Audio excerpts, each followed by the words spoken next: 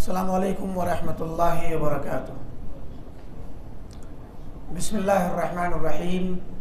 अल्हम्दुलिल्लाहि रब्बिल आलमीन वस्सलातु वस्सलामु अला अशरफिल अंबिया'i व सय्यिदिल मुरसलीन नबिय्यिना मुहम्मद व अला आलिहि व अस्हाबिहि अजमईन व मन तबिअहुम बि इहसानिन इला यौमिद्दीन, अम्मा बअद।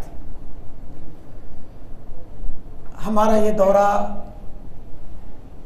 चल रहा है शेख अब्दुस्सलाम सुहैमी हफ़िज़हुल्लाह की मशहूर किताब कुन सलफ़ियन अलल जाद्दा।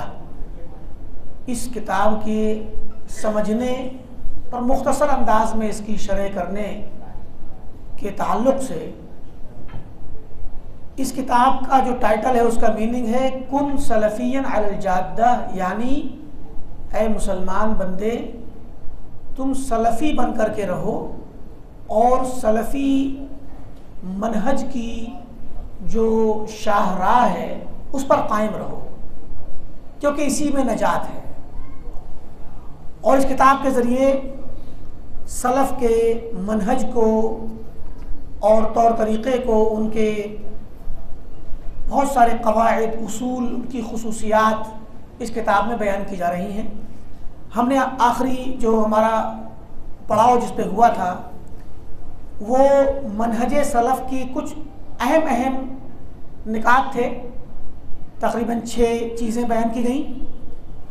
उसके बाद मुसन्निफ़ ने कुछ उलमा के अक़वाल नोट किए हैं इन्हीं 6 चीज़ों को थोड़ा सा उनके अल्फाज में बयान करने के लिए।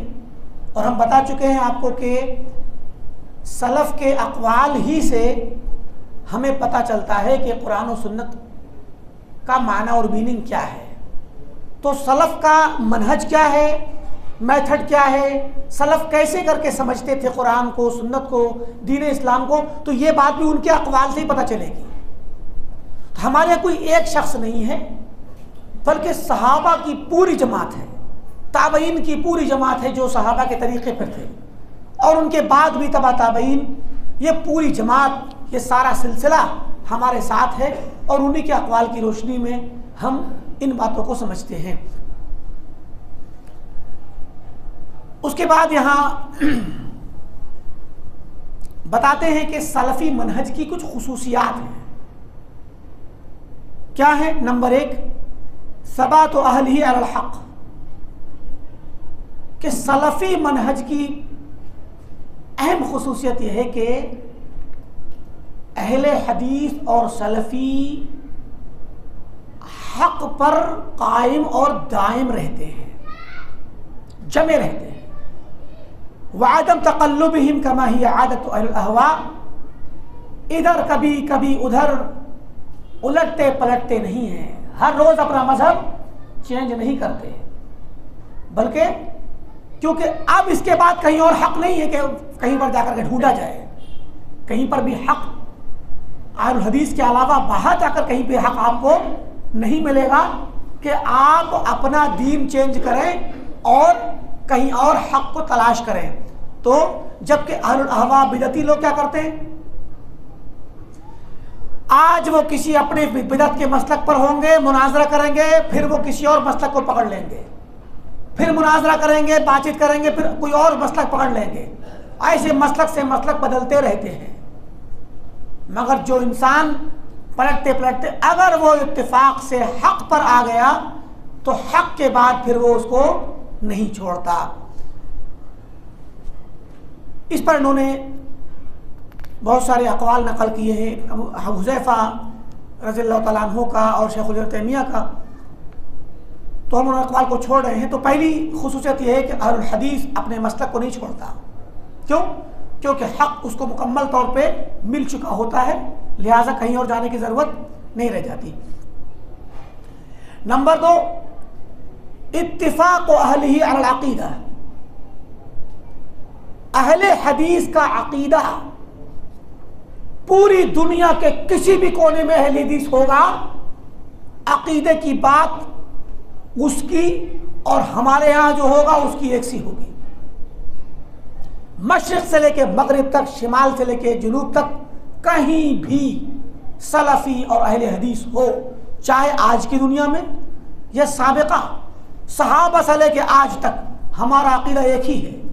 हमारे अकीदे में, हमारे मसलक में फ़र्क नहीं आया। क्यों? क्योंकि हमारा मज़दर एक है, हमारा सरचश्मा एक है।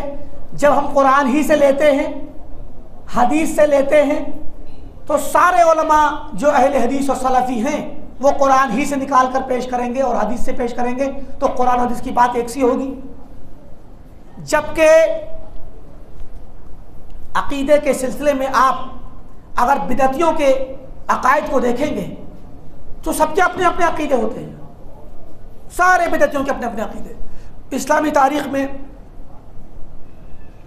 एक मसला सिफ़ात का है, जैसे मसला अल्लाह ताला की सिफ़ात, अल्लाह ताला की सिफ़ात, उसकी खूबियाँ, उसके अस्मा, उसके नाम, अल्लाह के क्या क्या नाम हैं और उन नामों के ज़रिए और उनके अलावा भी अल्लाह ने क्या अपनी सिफ़ात बयान की हैं।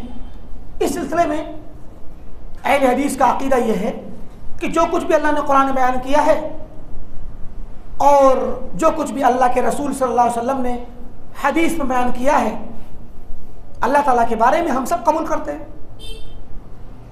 तो अब ये बात सहाबा के यहाँ भी वैसे ही है और यही बात सहाबा के बाद ताबईन में, तबा ताबईन में, अइम्मा में और पूरी दुनिया के हर मुल्क के उलमा में, हर ज़माने में सेम है। कभी भी इसके अंदर कोई तब्दीली नहीं आई कि किसी अहले हदीस ने कहा कि नहीं मैं अल्लाह ताला की ये 4 सिफत मानूंगा, 5 नहीं मानूंगा, 5वीं नहीं मानूंगा। ऐसा नहीं है, सबकी एक सी बात है। जबकि आप देखें इन बिदअतियों को, अल्लाह ताला की बहुत सारी सिफात कुरान में आई हैं और हदीस में आई हैं। जैसे अल्लाह ताला किसी से मोहब्बत करता है, किसी से नफरत करता है, अल्लाह ताला खुश होता है, ये सब अल्लाह की सिफात है। अल्लाह ताला अलीम है, कदीर है, ठीक। अल्लाह ताला की और भी सिफात है, जैसे अल्लाह ताला का हाथ है, अल्लाह का पैर है, अल्लाह का चेहरा है, अल्लाह की आंखें हैं। ये सब बातें कुरान और हदीस में आई हुई हैं। हम सीधे मानते हैं और कहते हैं कि ये इन लफ्ज़ों का मीनिंग तो हमें पता है क्योंकि अल्लाह ने हमें कुरान में नाजिल किया, तो कुरान का मीनिंग तो पता है, लेकिन अल्लाह ताला का हाथ कैसा है हमें नहीं पता। हम इस सिलसिले में न पढ़ेंगे न हम जानते हैं, न अल्लाह ने बतलाया है। तो जितनी भी सिफात आई हुई है सबको हम मानते हैं। मगर बिदअतियों का क्या हाल है? हिंदुस्तान और पाकिस्तान और बर्रे सगीर के जो बिदअती हैं, मातुरीदी, जिनको हम देवबंदी और बरेलवी के नाम से जानते हैं, ये अल्लाह ताला की सिफात के बारे में कहते हैं हम सिर्फ अल्लाह ताला की 8 सिफात मानेंगे। 8। थोड़ा सा अरबी दुनिया में जाइए जहां पर अशारी मजहब है, दूसरे मुल्कों में, सऊदी अरब के अलावा, मिस्र में, इराक में, शाम में, उर्दू में, फ़िलिस्तीन में, लुबनान में और जज़ायर, ट्यूनिस और मराकश, मुरितानिया, अफ्रीका, पूरा बर्रे आज़म अफ्रीका, इन सब ममालिक में जाएंगे, वो कहते हैं अल्लाह ताला की सिर्फ 7 सिफात को मानते हैं। 7 को, ये 8 मानते हैं, वो 7 मानते हैं, बस। बाकी सिफात के बारे में कहते हैं कि अगर उनको माना तो उसके मानने से खराब मीनिंग पैदा होगा। अब अक्लों में इनके खराबी आई है इल्म कलाम की वजह से। भाई अगर किसी इंसान को दिन की रोशनी में कुछ नजर ना आए तो क्या ये कहा जाएगा कि दिन नहीं रात है? अरे भाई उसकी आंख में परेशानी है, ये तो कहा जाएगा। आपको कोई चीज नजर नहीं आ रही तो आप कहेंगे भाई आप देख लो, भाई आपकी आंख में कोई परेशानी हो गई है, चेक करा लो, पढ़ नहीं पा रहे, नजर नहीं आ रही। तो कुरान और सुन्नत अगर आपको समझ में नहीं आ रहा तो कुरान और सुन्नत के अंदर खामी है कि आपके अंदर? भी अल्लाह ने फरमा दिया, एक मिसाल मैं आपको दे दूं छोटी सी। अल्लाह ने फरमाया क़यामत के दिन, हदीस में आता है कि जहन्नम के अंदर बहुत सारे जो जहन्नमी होंगे डाला जाता रहेगा उनको, और जहन्नम कहेगी हल मिन मजीद, हल मिन मजीद, और अल्लाह और है मेरे खाने के लिए, और लोग हैं कि नहीं? तो धीरे धीरे फौजें डाली जाएंगी, लोग डाले जाएंगे, आखिरकार जहन्नम में जाने लायक अब कोई नहीं बचेगा। तो अल्लाह ताला पूछेगा कि जो है हलिम तलाती, क्या तू भर गई? तो जहन्नम कहेगी हल मिन मजीद, और है कोई? अब और तो कोई बचा नहीं है। तो हदीस में आता है कि हत्ता यज़अल जब्बारु अलैहा क़दमहु फयंज़वी बअज़ुहा इला बअज़ व तक़ूल क़तिन क़तिन। जब्बार ज़ुल जलाल वल इकराम अल्लाह ताला का नाम है जब्बार। जब्बार अपना कदम रखेगा जहन्नम के ऊपर। और बाज दूसरे अल्फाज हैं इसी हदीस के, हत्ता यज़अ अलैहा रब्बुल इज़्ज़त रिजलहु। रब्बुल इज़्ज़त अपना पैर, रिजल और कदम एक ही मीनिंग होता है। तो किसी में रिजल है पैर और कहीं पर कदम का लफ्ज है। उसके ऊपर कदम अपना पैर रखेगा तो पैर रखते ही उसकी जहन्नम इधर से उधर से सिमट करके जो खाली जगह होंगी वो सब पुर हो जाएंगी और कहेगी क़तिन क़तिन, बस ऐ रब बस अब हो गया, अब जगह नहीं बची है। साफ सी हदीस है, साफ सुथरी सही हदीस है, इसके अंदर किसी किस्म का कोई इश्काल नहीं। क्या हो गया अगर अल्लाह ताला अपना पैर रखेगा तो क्या हो? अल्लाह ताला का पैर है, कैसा है हमें क्या मालूम। अब क्या कहते हैं अपनी खराब अक्लों से, अरे भाई अगर अल्लाह के लिए पैर को साबित किया तब तो अल्लाह ताला को इंसानों की तरह मानना पड़ेगा कि अल्लाह ताला का भी इंसान की तरह है। अरे भाई किसने कहा इंसान की तरह है? एक बात बताइए, आप कहते हैं कि मैं अभी, मिसाल है कि किसी भी जानवर का नाम ले दें आप, मैंने एक जानवर देखा वो दो पैर पे खड़ा हुआ था। बाज जानवर होते कि नहीं ना, दो कंगारू वगैरह होते हैं ना, है? और मुर्गी है और इस तरह की बत्तख है, इस तरह के ये वाले परिंदे भी दो पैर पे चलते हैं। आपने कहा कि मैं ऐसा जानवर देख करके आ रहा हूं, कोई परिंदा देख के आ रहा हूं जो दो पैर पे खड़ा था, दो पैर पे चलता है। क्या आपको सुनते ही ये लगा कि वो इंसान की तरह होगा क्योंकि इंसान के दो पैर हैं? भाई अच्छा चाहे चार पैर मान लीजिए, हालांकि इंसान जानवरों के पैरों में भी कहा था, आगे वालों को हाथ कहा जाता है, पीछे वालों को पैर कहा जाता है। चेहरा कह लीजिए, हाथी का भी चेहरा है, हाथी के भी कान है, घोड़े के भी कान है, घोड़े का भी चेहरा है, ऊंट के भी कान है, ऊंट का भी चेहरा है, ऊंट के भी पैर हैं, हाथी के भी पैर हैं, घोड़े के भी पैर हैं, कुत्ते के भी पैर हैं, बिल्ली के भी पैर हैं, सबके पैर हैं, सबके चेहरे हैं, सबकी आंखें हैं, सबके कान हैं। तो क्या एक जानवर के लिए बोला तो आप सारे जानवर एक से हो गए क्या? भाई सारे जानवरों के पैर अपनी अपनी तरह, जैसा जानवर वैसे उसके पैर, वैसे उसके हाथ, वैसे उसके कान, वैसे उसकी आंखें, वैसे उसी के मुताबिक। तो जब इन मखलूकात के दरमियान एक मखलूक के लिए कोई हाथ और पैर और चेहरा बोल देने से उसका हाथ पैर चेहरा दूसरी वाली मखलूक की तरह से महसूस नहीं होता और ना होता हकीकत में। जब मखलूकात के दरमियान आपस में चीजें मौजूद हैं, चेहरा मौजूद है, पैर मौजूद है, इसका भी उसका भी, लेकिन दोनों का अलग अलग है, एक जैसा नहीं है। तो खालिक और मखलूक के दरमियान भी अगर एक से नाम आएंगे, एक से अल्फाज आएंगे तो एक साथ मीनिंग और हकीकत एक सी कैसी हो जाएगी? इंसान का चेहरा अल्लाह का चेहरा, तो जरूरी है कि इंसान की तरह हो। बंदर का भी तो चेहरा है, बिल्ली का भी तो चेहरा है, तो क्या वो इंसान की तरह है? अब्दुल्लाह बिन अब्बास फरमाते हैं कि अल्लाह ताला ने कुरान में बहुत सारी नेमतों का जिक्र किया है, जन्नत में ये होगा, बहुत सी चीजें होंगी ना, दूध भी होगा, शहद भी होगा, शराब भी होगी, फल होंगे, बहुत सारी चीजें होंगी। इब्ने अब्बास फरमाते हैं लैसा फिद दुनिया मिम्मा फिल जन्नति इल्लल अस्मा, जन्नत में जो चीजें होंगी उनमें से बाज का जो जिक्र दुनिया में किया गया है और दुनिया में जो पाई जाती हैं, कहा यह सिर्फ नाम का इत्तेफाक है, नाम लफ्ज का। अनार होगा जन्नत में, अनार है दुनिया में, है? सिर्फ नाम का, वरना हकीकत उसकी अलग है, इसकी अलग है। शराब दुनिया में भी है, शराब जन्नत में भी होगी, होगी कि नहीं होगी? लेकिन दुनिया की शराब खबीस है और जन्नत की शराब तय्यब है, पाकीज़ा है? कोई भी हकीकत का, अपनी असल हकीकत का एक दूसरे के साथ मेल जोल बिल्कुल भी नहीं। नाम में मेल जोल है तो ऐसी जबकि जन्नत भी मखलूक है, जन्नत भी अल्लाह की मखलूकात में से है, तो जन्नत भी मखलूक है और जन्नत की नेमतें जो दुनिया में पाई जाती हैं और वो दुनिया के अंदर नाम एक सा होने के बावजूद हकीकत एक सी नहीं है, तो फिर अल्लाह ताला की सिफत का कोई नाम इंसानों की सिफत के नाम की तरह हो तो हकीकत एक सी कैसी हो जाएगी? बैरकेफ। तो ये लोग कहते हैं कि हम इन सिफतों को नहीं मानेंगे।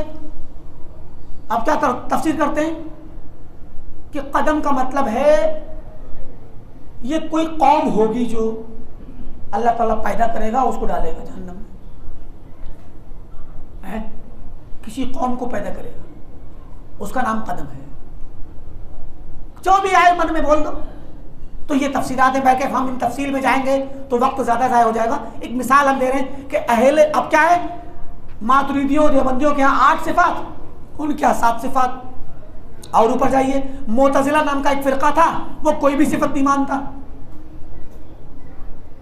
जहमिया फिरका था, वो कोई सिफत नहीं मानता। अकीदे के बाब में बिदतियों के यहाँ क्या होता है? इख्तिलाफ होता है, जबकि अहले हदीस के यहाँ इख्तिलाफ कभी नहीं होता। और नंबर 3, वअन्नहुम अअलमुन नास बिअहवालिन नबी सल्लल्लाहु अलैहि वसल्लम व अफ़आलिहि व अक़वालिहि। अहलुल हदीस की शान यह है कि अहलुल हदीस अल्लाह के नबी सल्लल्लाहु अलैहि वसल्लम की अहवाल, अल्लाह के नबी सल्लल्लाहु अलैहि वसल्लम के अफ़आल और आपके अक़वाल को सबसे ज़्यादा जानने वाले होते हैं, क्योंकि अहलुल हदीस का ओढ़ना बिछौना हदीस होती है। तो अल्लाह के नबी सल्लल्लाहु अलैहि वसल्लम की पूरी ज़िंदगी को सबसे ज़्यादा अहलुल हदीस जानते हैं। वअअज़मुहुम तमय्युज़न बैन सहीहिहा व सक़ीमिहा, और सबसे ज़्यादा हदीस सही कौन सी, ज़ईफ़ कौन सी, ये काम और ये मशगला सबसे ज़्यादा अहले हदीसों के पास होता है। आप देवबंदियों के यहाँ, बरेलवियों के यहाँ और जमात इस्लामी के यहाँ, तबलीगियों के यहाँ नहीं पाएंगे कि उनका कोई आलिम बैठ कर कहे कि ये हदीस सही है, ये हदीस ज़ईफ़ है, ये सही है, ये ज़ईफ़ है। हदीसों को पढ़े पढ़ाए और हदीसों को सही और ज़ईफ़ कहे। अरे वो इल्म ही नहीं सीखते हदीसों का, तो वो क्या हदीस को सही ज़ईफ़ कहेंगे? ये अहले हदीसों की खुसूसियत है।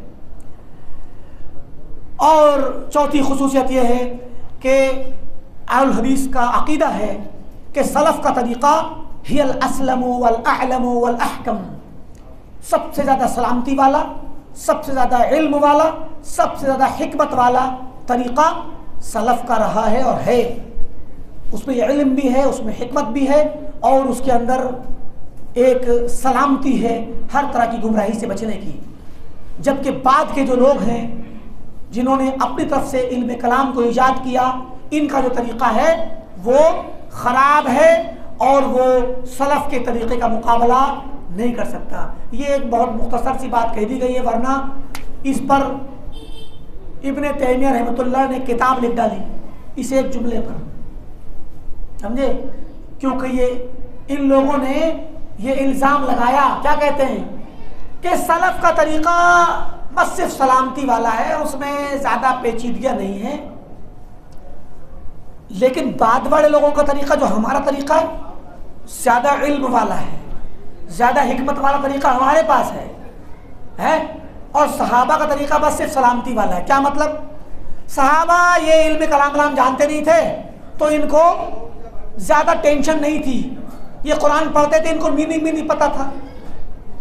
हमें पता है, हम जानते हैं, तो हम असली तरीके से पता करके बतलाते हैं कि किस आयत का क्या मीनिंग है।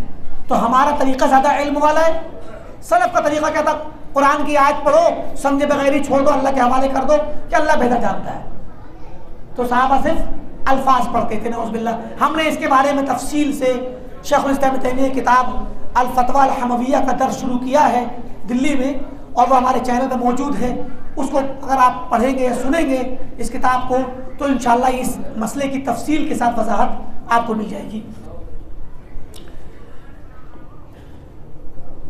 और सलफ़ के मनहज के तरीक़े की एक खुसूसियत यह है हिर्सुम अला नश्र अक़ीदा अस्सलफ़िया अस्सहीहा व दीन अल-क़वीम के सलफ़ सही अक़ीदे को फैलाने की हिर्स रखते हैं, कोशिश करते हैं, मेहनत करते हैं। आज ये हमारा ये दर्स इसी सिलसिले की एक कड़ी है कि अहले हदीस अपने माध्यम से, अपने तरीक़े से, अपनी मसाजिद से, अपने मिंबर से क्या करते हैं, ये सही अक़ीदे को फैलाने की कोशिशें करते हैं और दीन को फैलाने की कोशिश करते हैं। वह तालीम नास, और लोगों को तालीम देते हैं। हम लोगों को तालीम देते हैं, लोगों को जाहिल नहीं रखते, लोगों को कुरान पढ़ने से नहीं रोकते, लोगों को हदीस पढ़ने से नहीं रोकते। हम तो कहते हैं कि आओ बैठो हमारे साथ और कुरान पढ़ो, हदीस पढ़ो, कुरान को समझो, हदीस को पढ़ समझो। और वरद्द अलल मुखालिफीना वल मुब्तदिईन, और अहले हदीस की खुसूसियत है कि वो कोशिश में लगे रहते हैं हमेशा मुखालिफीन पर रद्द करने के लिए। अहले बिदअत पर रद्द करते हैं। अहले बिदअत पे रद्द करना ये अहले हदीस की खुसूसियत है। क्यों? क्योंकि जब तक आप अहले हदीस होकर के अहले बिदअत पर रद्द नहीं करेंगे तो तब तक आपका अकीदा साफ सुथरा नहीं रहेगा। क्योंकि जब अहले बिदअत पर रद्द करेंगे तो बिदअती और अहले सुन्नत और अहले हदीस अलग अलग होंगे और अकीदा साफ रहेगा, मनहज साफ रहेगा। और अगर आपने अहले बिदअत पे रद्द करना छोड़ दिया तो फिर आपका अकीदा उनका अकीदा दोनों एक सा हो जाएगा, कोई पता नहीं चलेगा किसका क्या है। तो हक़ व बातिल की तमीज़ ख़त्म हो जाएगी। और एक और खुसूसियत है वसतियतुहुम बैनल फ़िरक़, अहले सुन्नत वल जमात और सलफ़ और अहले हदीस के तमाम दीगर गुमराह फ़िरक़ों के दरमियान में दरमियानी वसतियत पर हम इसकी मिसाल आपको पीछे दे चुके हैं। ये था अहले हदीस का और सलफ़ का मनहज। और बिदअतियों का मनहज क्या होता है? कहते हैं इसके बरक्स बिदअतियों का मनहज होता है। अहलुल अहवा ख्वाहिशात परस्त लोगों का मनहज होता है।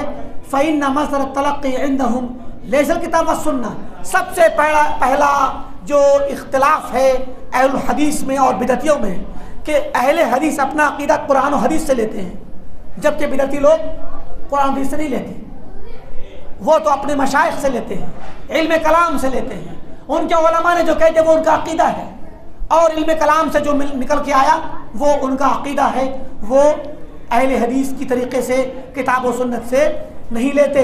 व इन्नमा हुवा मब्तदअहु अइम्मतुहुम, उनका अक़ीदा उनके इमामों ने खड़ा है। व शयूख़ुहुम, उनके शयूख़ ने। और उसके बाद वो लोग तावील करते हैं किताब व सुन्नत की, कुरान की तावील करते हैं। क्यों? क्योंकि उनके उलमा का घड़ा हुआ अक़ीदा कुरान के ख़िलाफ़ होता है, मगर वो अपने उलमा के अक़ीदे को, अपने उलमा के कलाम को, इल्म कलाम की बातों को रद्द नहीं कर सकते, तो कुरान और सुन्नत पर तावील की छुरी चलाते हैं और उनकी तावील करते हैं। वअतिमादिहिम अलल अक़्ल, और ये लोग अक़्ल पर एतमाद करते हैं। अहले बिदअत अक़्ल पर एतमाद करते हैं, और अक़्ल से मुराद यहाँ पर कुरान और सुन्नत से हटकर बस अपनी अक़्ल, जो अक़्ल में आएगा इल्म कलाम के ज़रिए उसको मानेंगे। व अलल अहादीस ज़ईफ़ा, ज़ईफ़ हदीसों पर अमल करते हैं। इनके मसलक में ज़ईफ़ हदीसें होती हैं। वल वाहिया, कमज़ोर हदीसें होती हैं। वल मकज़ूबा अला रसूलिल्लाह, और झूठी हदीसें होती हैं जो अल्लाह के नबी सल्लल्लाहु अलैहि वसल्लम पर खड़ी गई हैं। तो ये तरीक़ा है, ये मनहज है बिदअतियों का। और वो उनका मनहज ये है कि वत्तिबाइहिम बिल मुतशाबिह, मुतशाबिह ऐसी आयात लाएंगे जिनका माना पहली बार में पढ़ के समझ में नहीं आएगा, उनके लिए तफसीर चाहिए होती है, थोड़ी सी गौर करने का मकाम होता है।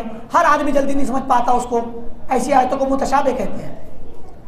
तो ऐसे अल्फाज लाएंगे जो मुतशाबिह होंगे, सरीह अल्फाज, सरीह हदीस, दलीलें कुरान की हदीस की उसको छोड़ देते हैं। क्यों? क्योंकि सरीह और साफ़ सुथरी खुली हुई जो आयात होती हैं, अहादीस होती हैं, उनमें जो अकीदा है वो तो अहले हदीस का है। और मुतशाबे का मतलब ये नहीं कि हमने मुतशाबे को छोड़ दिया है, बल्कि मुतशाबे आयत में ऐसा लगता है कि इससे मुराद कुछ और होगा, लेकिन आप देखेंगे तो मुराद वही होता है जो सही अकीदे के मुताबिक है।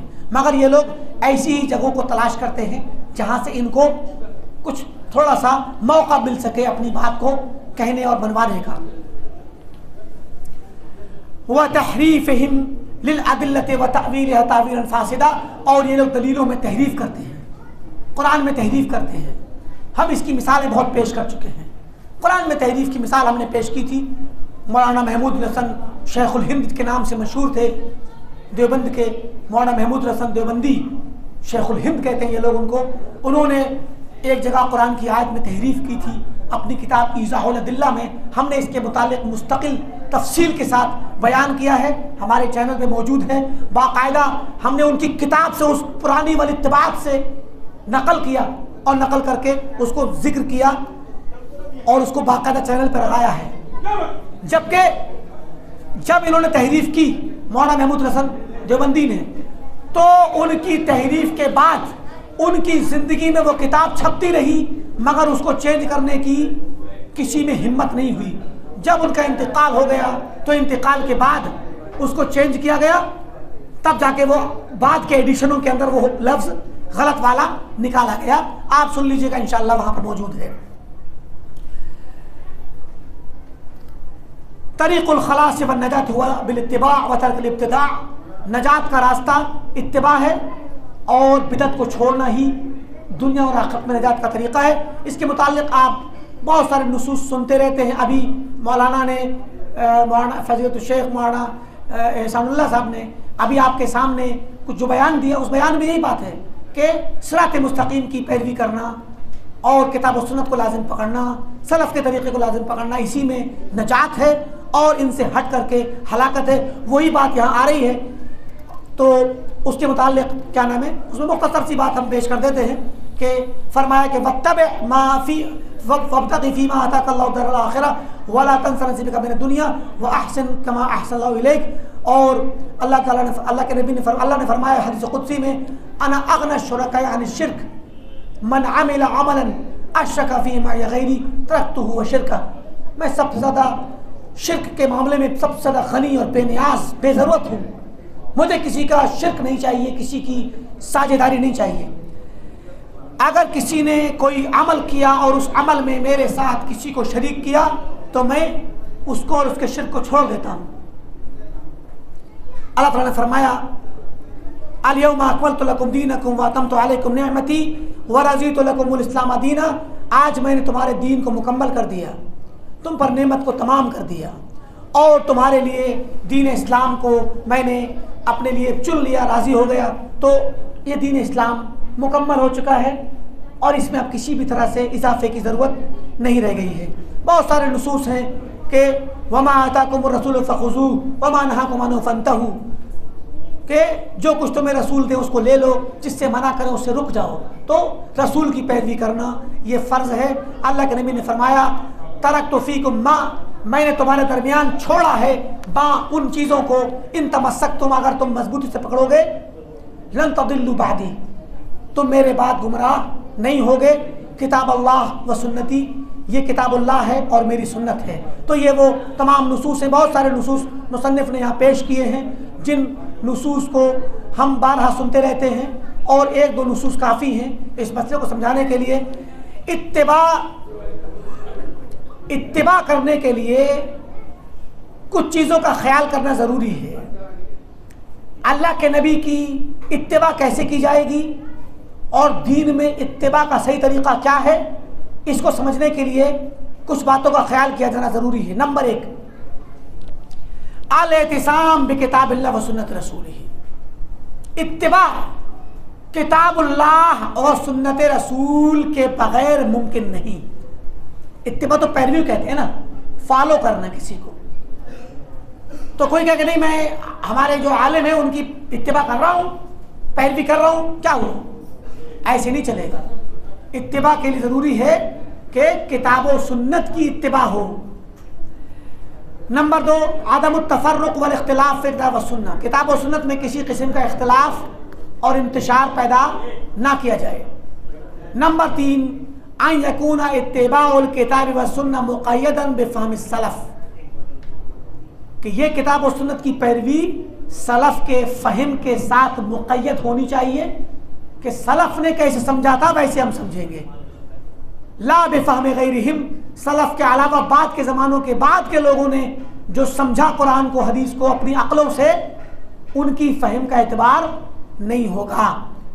व इन्न मिन लवाज़िमिल इत्तिबा, और इत्तिबा का लाज़मी तकाज़ा है तर्कुल इब्तिदा फ़ी दीनिल्लाह, अल्लाह के दीन में बिदअत ईजाद करने से बचना और बिदअत पर चलने से बचना।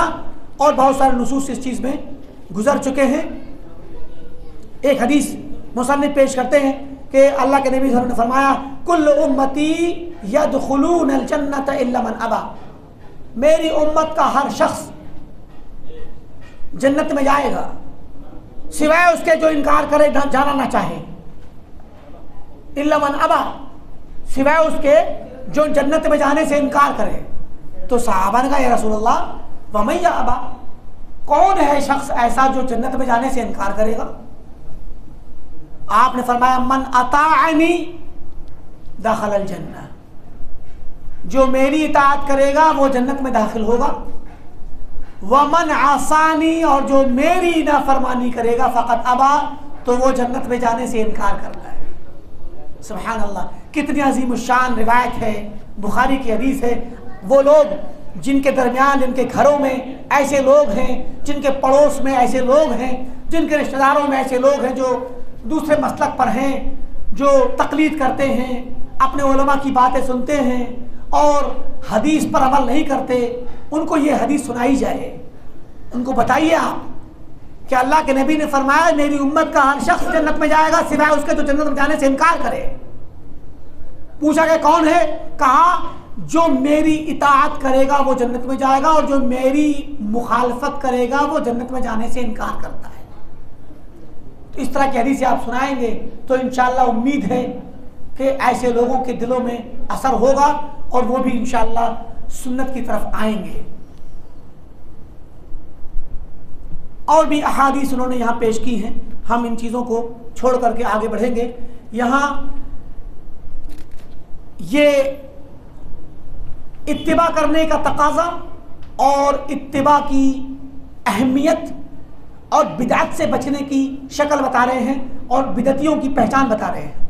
कि जो बिदअती होते हैं, जो लोग बिदअत पर चलते हैं, बिदअत ही उनका एक मसलक होता है, सुन्नत से दूर होते हैं, इनका तरीक़ा क्या है?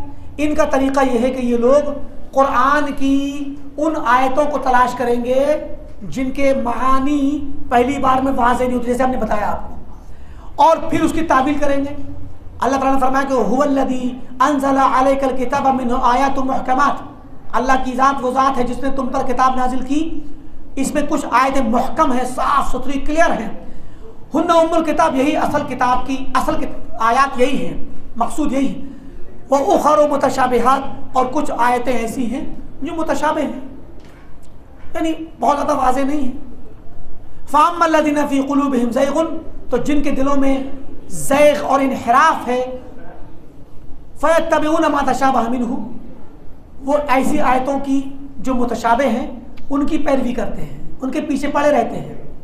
इब्तिगाअल फितना व इब्तिगाअ तावीले, ये फितना चाहते हैं, लोगों को फितने में डालना चाहते हैं, गुमराह करना चाहते हैं और इसकी तावील और हकीकत का पता लगाना चाहते हैं। और सही हदीस के अंदर आता है, इज़ा रअयतुमुल्लज़ीना यत्तबिऊना मा तशाबह मिन्हु फ़उलाइका लज़मल्लाहु फ़हज़रूहुम, कि जब तुम देखो ऐसे लोगों को जो मुतशाबिह आयात की तलाश में रहते हैं तो इनसे डरो, जान जाओ, अल्लाह ने इन्हीं का जिक्र किया, फ़हज़रूहुम, तो डरो। आप देखिए, एक मिसाल मैं आपको सुनाऊं मुतशाबिह की,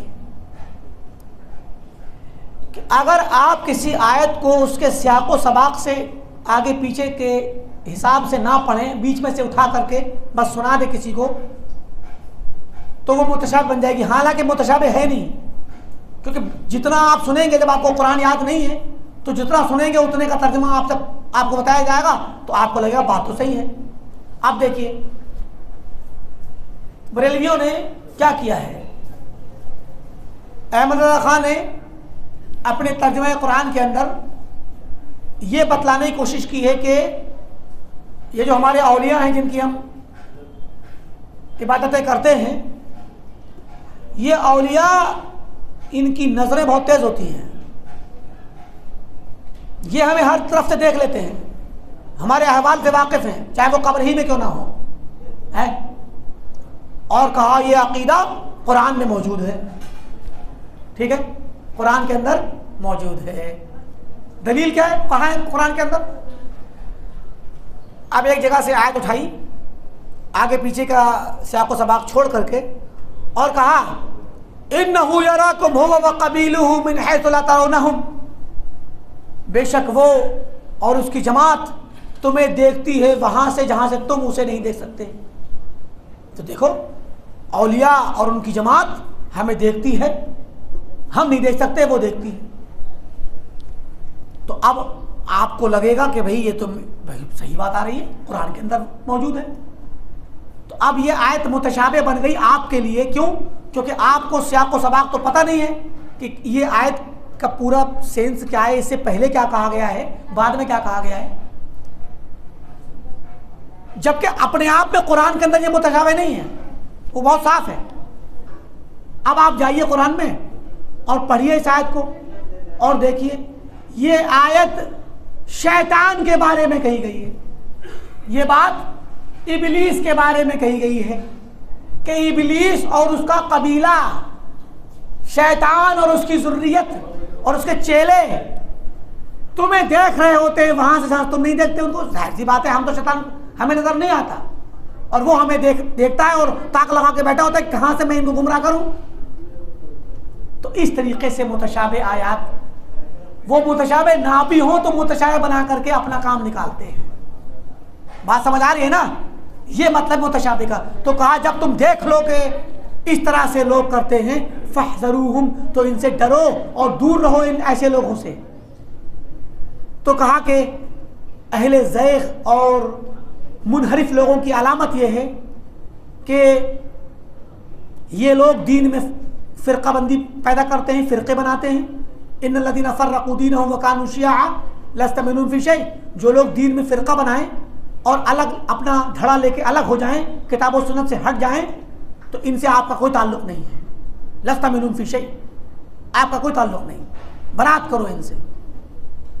दूसरी चीज़ इत्तिबाउल मुतशाबे, ये लोग मुतशाबे की पैरवी करते हैं। तीसरी चीज़ इत्तिबाउल हवा, अपनी ख्वाहिशात की पैरवी करते हैं, किताब और सुन्नत की नहीं, ख्वाहिशात नफ्स की।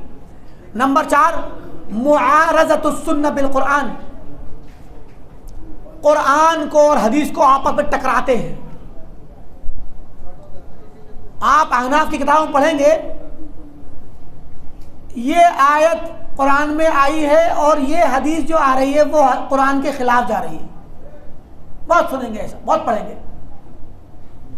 कुरान के अंदर उमूमी हुक्म है और हदीस के अंदर कोई ख़ास बात कही गई है, तो क्या करते हैं, कहते नहीं ये हदीस और इस आयत में और इस कुरान की इस आयत में इस हदीस में क्या है, तारुज़ है, टकराव है, लिहाजा कुरान को माना जाएगा, हदीस को नहीं। क्यों? कुरान तो मुतवातिर है, हमने बताया दोपहर आपको, मुतवातिर है, हदीस तो आहाद है। हदीस को छोड़ देंगे, कुरान को ले लेंगे। मिसाल दूं मैं आपको, मिसाल ले लीजिए, चलिए। वइज़ा क़ुरिअल कुरान फस्तमिऊ लहू वअनसितू, जब कुरान पढ़ा जाए तो खामोश हो जाओ और सुनो। तो क्या मतलब, इमाम जब कुरान पढ़े, सूरह फातिहा पढ़े, सूरह फातिहा कुरान है ना, इमाम जब सूरह फातिहा पढ़े, कुरान पढ़े, तो अल्लाह ताला कहता है खामोश हो जाओ और सुनो। लिहाजा सूरह फातिहा पढ़ना नाजायज है मुक्तदी के लिए, कुरान से बता दी दलील। हमने कहा भाई हदीस में आता है, अल्लाह के नबी ने फरमाया सल्लल्लाहु अलैहि वसल्लम, ला सलात लिमन लम यक़रा बिफ़ातिहातिल किताब, जिसने सूरह फातिहा नहीं पढ़ी उसकी सलात ही नहीं होगी। हदीस सही है। अब देवबंदियों और बरेलवियों ने क्या किया, अहनाफ ने कहा कि ये कुरान की आयत और ये हदीस आपस में टकरा रही हैं, एक दूसरे के खिलाफ हैं। कुरान और हदीस को लड़वा दिया।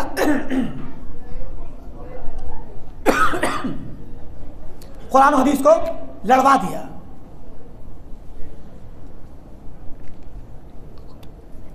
और कहा कि ये आयत इसके खिलाफ ये हदीस आ गई। कुरान कह रहा है कि ना पढ़ो, सुनो, खामोश रहो, और हदीस कह रही है कि नहीं पढ़ोगे तो नमाज नहीं होगी। अब दोनों में से एक ही बात तो मानी जाएगी। आपको भी लग रहा होगा भाई, आपको भी लग रहा होगा बात तो सही है। तो एक आम आदमी बेचारा उसके सामने जब ऐसे पेश किया जाएगा वो तो यही समझेगा कि भाई कुरान कहता है कि जब कुरान पढ़ा जाए तो खामोश होकर के सुनो, और हदीस कह रही है कि पढ़ो वरना नमाज नहीं होगी। तो अब किसकी मानी जाए? तो इन्होंने क्या किया, इसको टकराव बनाकर पेश किया, कुरान का और हदीस का टकराव। और जब टकराव होगा तो भाई दोनों में से कोई एक जीतेगा ना। जब दो की लड़ाई होगी तो दोनों में से एक जीतेगा। तो कुरान और हदीस में नऊज़ बिल्लाह अगर लड़ाई हो रही, टकराव हो रहा है, तो कुरान जीतेगा क्या हदीस? जाहिर है कुरान जीतेगा। अभी इतना मान लें, क्यों? क्योंकि कुरान मुतवातिर है और हदीस आहाद है। और कुरान, अब इनके अकीदे में तो खैर ये नहीं है कि कुरान अल्लाह का कलाम है, इनका अकीदे नहीं है। ये बहुत खतरनाक बात है, जान लीजिए। मैं छोटी सी बात बोल रहा हूं। इनके अकीदे में ये कुरान जो आपके पास यहां मस्जिद में रखा है ना, ये कुरान देवबंदियों के अकीदे में, अवाम से की बात नहीं कर रहा मैं, अवाम तो बेचारे फितरत पर हैं, वो हमारे अकीदे पर हैं अवाम। अल्लाह की कसम, इन अवाम को पता चल जाए कि देवबंद में बैठे हुए इनके उलमा इल्म कलाम के जरिए इस कुरान का इनकार करते हैं और कहते हैं कि अल्लाह कलाम नहीं है, मखलूक कहते हैं इसको। तो ये डंडे से मारेगी ये कौम अपने इन उलमा को। इनकी नजर में तो ये कलाम अल्लाह का कलाम नहीं है, लेकिन अवाम तो यही समझती है ना कि कुरान अल्लाह का कलाम है और हदीस तो अल्लाह के नबी का कलाम है। या किसी सहाबी ने कहा, किसी रावी ने बयान किया, तो टकराव होगा तो अल्लाह का कलाम ज्यादा आला माना जाएगा। बस फैसला कर दिया, हदीस को एक तरफ छोड़ दो, अखबार आहाद है, हम इस हदीस पर अमल नहीं करेंगे, है कि जिसमें है कि सूरह फातिहा के बगैर नमाज नहीं होती, हम तो कुरान पे अमल करेंगे, कुरान तो मुतवातिर है, यकीनी है। बस हदीस को छोड़ दिया, नमाज पढ़ते हैं बेफिक्र होकर के, हम तो कुरान पे अमल करते रहे, कुरान ने हराम किया है। यह है टकराव पैदा करना। मगर हमारा क्या तरीका है अहले हदीसों का? कुरान आमन्ना व सद्दकना, हदीस आमन्ना व सद्दकना, समिअना व अताना, ईमान है हमारा, सरे तस्लीम खम, कुरान के सामने भी हदीस के सामने भी। कुरान भी हमारा, हदीस भी हमारी। क्यों? क्योंकि दोनों अल्लाह की तरफ से आए हैं। फर्क इतना है कि कुरान के लफ्ज भी अल्लाह के, माना भी अल्लाह का, हदीस के अल्फाज अल्लाह के नबी के, माना अल्लाह का। बात समझ आ गई? वमा यंतिकु अनिल हवा, अल्लाह के नबी कोई भी बात अपनी तरफ से नहीं बोलते। इन हुवा इल्ला वह्यु यूहा, जो कुछ भी बोलते हैं वो एक वही इलाही है जो आप पर उतारी जाती है।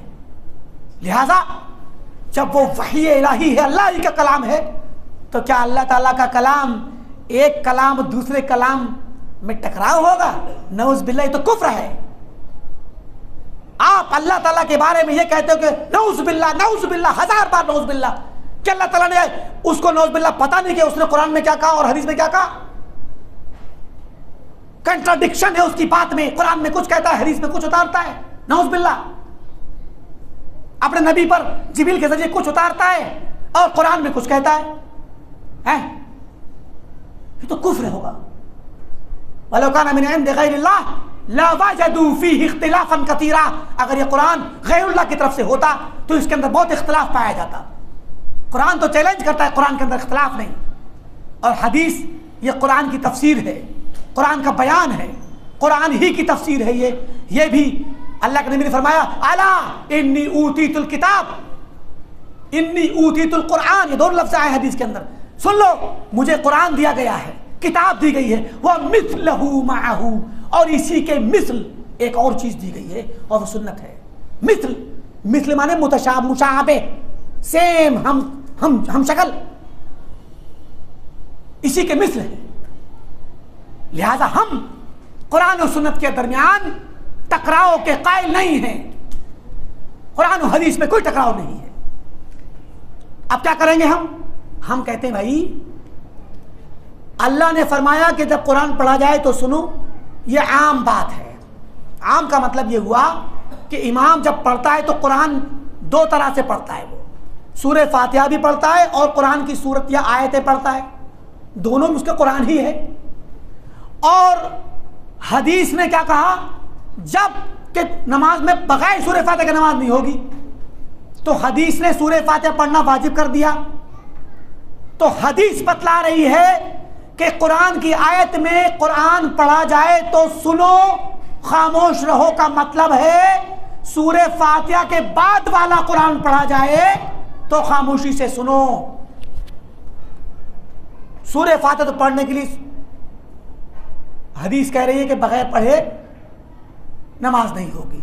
अब क्या हुआ, इमाम अगर सूरह फातिहा पढ़ रहा है, आप भी पढ़ो, क्योंकि बगैर सूरह फातिहा की नमाज नहीं होगी। जब इमाम सूरह फातिहा पढ़ चुके और कुल वल्लाहु अहद पढ़े तो खामोश होकर के सुनो। कुल वल्लाह को नहीं पढ़ना पीछे से, कुछ भी पढ़े इमाम सूरह फातिहा के बाद उसे खामोशी से सुनो, और खामोश हो वहां पर उसको नहीं दोहराना है। बात समझ आ गई ना? हो गई दोस्ती, झगड़ा खत्म हो गया। झगड़ा था ही नहीं असल में, मगर इनकी नजर में झगड़ा इन्होंने बनाया, टकराव पैदा किया और एक को गालिब करके दूसरे को मगलूब करके छोड़ दिया। मगर हमने दोनों पे अमल कर लिया। हमने कहा अल्लाह ताला एक बार में कहता है, अपने नबी की ज़बानी कहलवाता है कि बगैर फातिहा की नमाज नहीं होगी, और कुरान में कह देता है कि जब कुरान पढ़ा जाए तो खामोश होकर के सुनो। तो क्या सूरह फातिहा कुरान नहीं है? सूरह फातिहा कुरान है, मगर सूरह फातिहा के बाद भी जो पढ़ा जाता है वो भी कुरान है। लिहाजा सूरह फातिहा पढ़ना ज़रूरी है।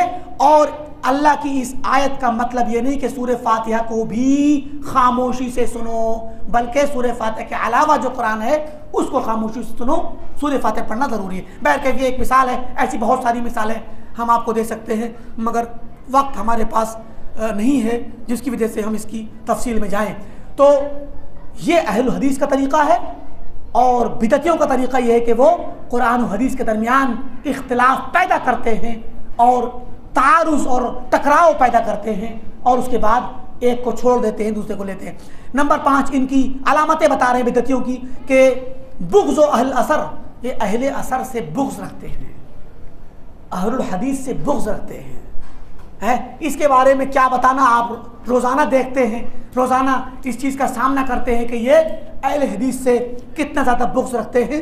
तो इनकी पहचान है, जो भी शख्स अहले हदीस से बुग़्ज़ रखे वो बिदती है, ये उसकी पहचान है। और नंबर 6 इतलाक़ुल अलक़ाब अस्सय्यिआ अला अहले सुन्नह, अहले सुन्नत पर, सलफ़ियों पर गंदे गंदे अलक़ाब उनको देते हैं, गंदे गंदे नामों से उन्हें याद करते हैं, उन्हें गालियाँ देते हैं, उल्टे सीधे नाम बयान करेंगे, वहाबी कहेंगे, गैर मुक़ल्लिद कहेंगे, 24 नंबर कहेंगे, उल्टे सीधे नजदी, काफिर, क्या क्या सब उल्टे सीधे अल्फाज में याद करेंगे, गैर मुक़ल्लिद कहेंगे और ला मज़हब कहेंगे, और इमामों का गुस्ताख, उलमा का गुस्ताख, गुस्ताख़ नबी, गुस्ताख़ अम्बिया, इस तरह की बातें क्या करते हैं, ये फैलाते हैं। और अहले सुन्नत को और अहलुल हदीस को इस तरह के अलक़ाब से और नामों से ये लोग, और ये तो हमने आपके सामने वो नाम पेश किए हैं जो हमारे माहौल में पाए जाते हैं, वरना तारीख़ में और किताबों के अंदर जो नाम मिलते हैं, ये लोग सिफ़ात के मुनकर है। अभी हमने बताया आपको 8 सिफ़ात मानते हैं अल्लाह की, और बक़िया सिफ़ात इसलिए नहीं मानते अल्लाह ताला की, कहते कि उनको साबित मानने से तशबीह का एहतिमाल आता है कि अल्लाह ताला, अगर इनको मानेंगे तो अल्लाह ताला को बंदे के मुशाबे मानना पड़ेगा, तशबीह है। हम सिफात को साबित मानते हैं तो हमें क्या नाम देते हैं? मुशब्बिहा। ये अल्लाह ताला को बंदों की तरह मानने वाले हैं, देखा, मुशब्बिहा नाम दे दिया। और अल्लाह ताला के पैर को, अल्लाह ताला के हाथ को, जो अल्लाह ने बयान कर दिया उसको मानोगे तो हमारे पास पैर होता है, हाथ होता है, तो हमारा जिस्म का हिस्सा होता है? तो कहते हैं कि अल्लाह के लिए हाथ साबित किया, अल्लाह ताला के लिए पैर साबित किया, तो अल्लाह के लिए जिस्म मानना पड़ेगा। जैसे कि इंसानों का जिस्म होता है, तो हम तो नहीं मानेंगे, तुम लोग मानो, तुम मुजस्सिमा हो, तुम अल्लाह ताला के लिए जिस्म साबित करते हो, फिजिकल साबित करते हो। वो नॉन फिजिकल बीइंग है, आजकल बहुत चल रहा है ये लफ्ज, नॉन फिजिकल बीइंग। वो फिजिकल नहीं है, मेटाफिजिकल है। क्या है? मेटाफिजिकल है, वो फिजिकल से ऊपर है। तो मेरे भाई, क्या है ये फिजिकल और नॉन फिजिकल? छोड़ो इसको, ये जिस्म और मुजस्सिमा क्या है, खत्म कीजिए इसको। कुरान ने और हदीस ने जो अल्फाज बयान कर दिए उसको मानो। अगर वो जिस्म है तो होने दो। अगर हाथ को साबित करना जिस्म है तो क्या हुआ? हम तो जिस्म को साबित नहीं करते अल्लाह के लिए, जिस्म का लफ्ज, मगर हाथ साबित करते हैं। और अगर हाथ साबित करने का मतलब यह बनता है कि अल्लाह का जिस्म है, तो कोई बात नहीं, होने दो। क्या हुआ? अब्दुल्लाह मुबारक से किसी ने कहा कि तुम लोग ऐसी ऐसी बातें क्यों जिक्र करते हो अल्लाह ताला के बारे में? कहा, अल्लाह की कसम, अगर कुरान में ना आया होता, हदीस में ना आया होता, हम कभी ना बोलते। हम जो बोलेंगे उस जात के बारे में जो सातों आसमान के ऊपर है, जिसे किसी ने नहीं देखा, ना हमने देखा है, ना दुनिया में देख सकते हैं, वो तो आखिरत में दिखेगा। हम कैसे करके बोल दें कि अल्लाह ताला का हाथ है, उसका पैर है? हम कहां से बोलेंगे भाई?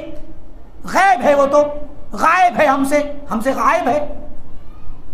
अभी मस्जिद के बाहर सड़क पे क्या हो रहा है, हमारे लिए वो गैब है, क्योंकि हम उसको नहीं देख रहे। थोड़ा दूर जाएं और स्टेशन पे क्या हो रहा है, बस अड्डे पे क्या हो रहा है, हमें नहीं मालूम, वो गैब है। गैब को जानने का क्या तरीका होता है? दो में से एक तरीका। गैब को जानने का दो में से एक तरीका, या तो आप गैब चीज को जाके देख ले, खुद चले जाइए, देख लेंगे आप क्या वाकया हुआ, क्या हादसा हुआ। या अगर आप ना देखें तो कोई अगर जिसको पता हो, जिसको उसके बारे में इल्म हो, वो आपको खबर दे दे गैब के बारे में। अभी कोई फोन आ जाए कि ऐसा ऐसा वाकया हो गया, तो आपको गैब के बारे में या तो देख करके, जा करके मुशाहदा करके पता चलेगा, या सुन करके, और उसकी खबर जब मिलेगी तो खबर के जरिए पता चलेगा। क्या आप अपनी अक्ल से अभी यहां बैठ के कह सकते हैं कि इस स्टेशन पर क्या हो रहा है, या कोई हादसा हो गया हो कहीं पर, तो क्या आप बता सकते हैं कि वो हादसा कैसे हुआ होगा? किसने पहले टक्कर मारी होगी, किसने बाद में, कौन मुजरिम होगा, कौन मुजरिम नहीं होगा? अक्ल से नहीं कह सकते आप। तो गैब के बारे में अक्ल नहीं चलती। तो दुनिया का छोटा सा गैब वक्ती चंद मिनट का है। अगर आप कहीं थोड़े दूर पे कोई वाकया हो जाए, आप जाके देख सकते हैं। एक तो छोटा सा गैब है, और वो इतना छोटा है कि आप जाके फौरन पता लगा सकते हैं। इस छोटे से गैब को आप या तो देख करके पता लगाएंगे या खबर सुन करके, और इसके बारे में अक्ल नहीं चल सकती। अक्ल चलाएंगे तो वो बात काबिल कबूल नहीं होगी। मान लीजिए अगर कोई एक छोटा सा हादसा हो जाए, एक साइकिल दूसरी साइकिल से टकरा जाए, और आप अक्ली तौर पे कहें कि नहीं वो साइकिल नहीं है, वो ट्रक है, आपकी अक्ल से चल जाएगा, सब बेकार की बात होगी।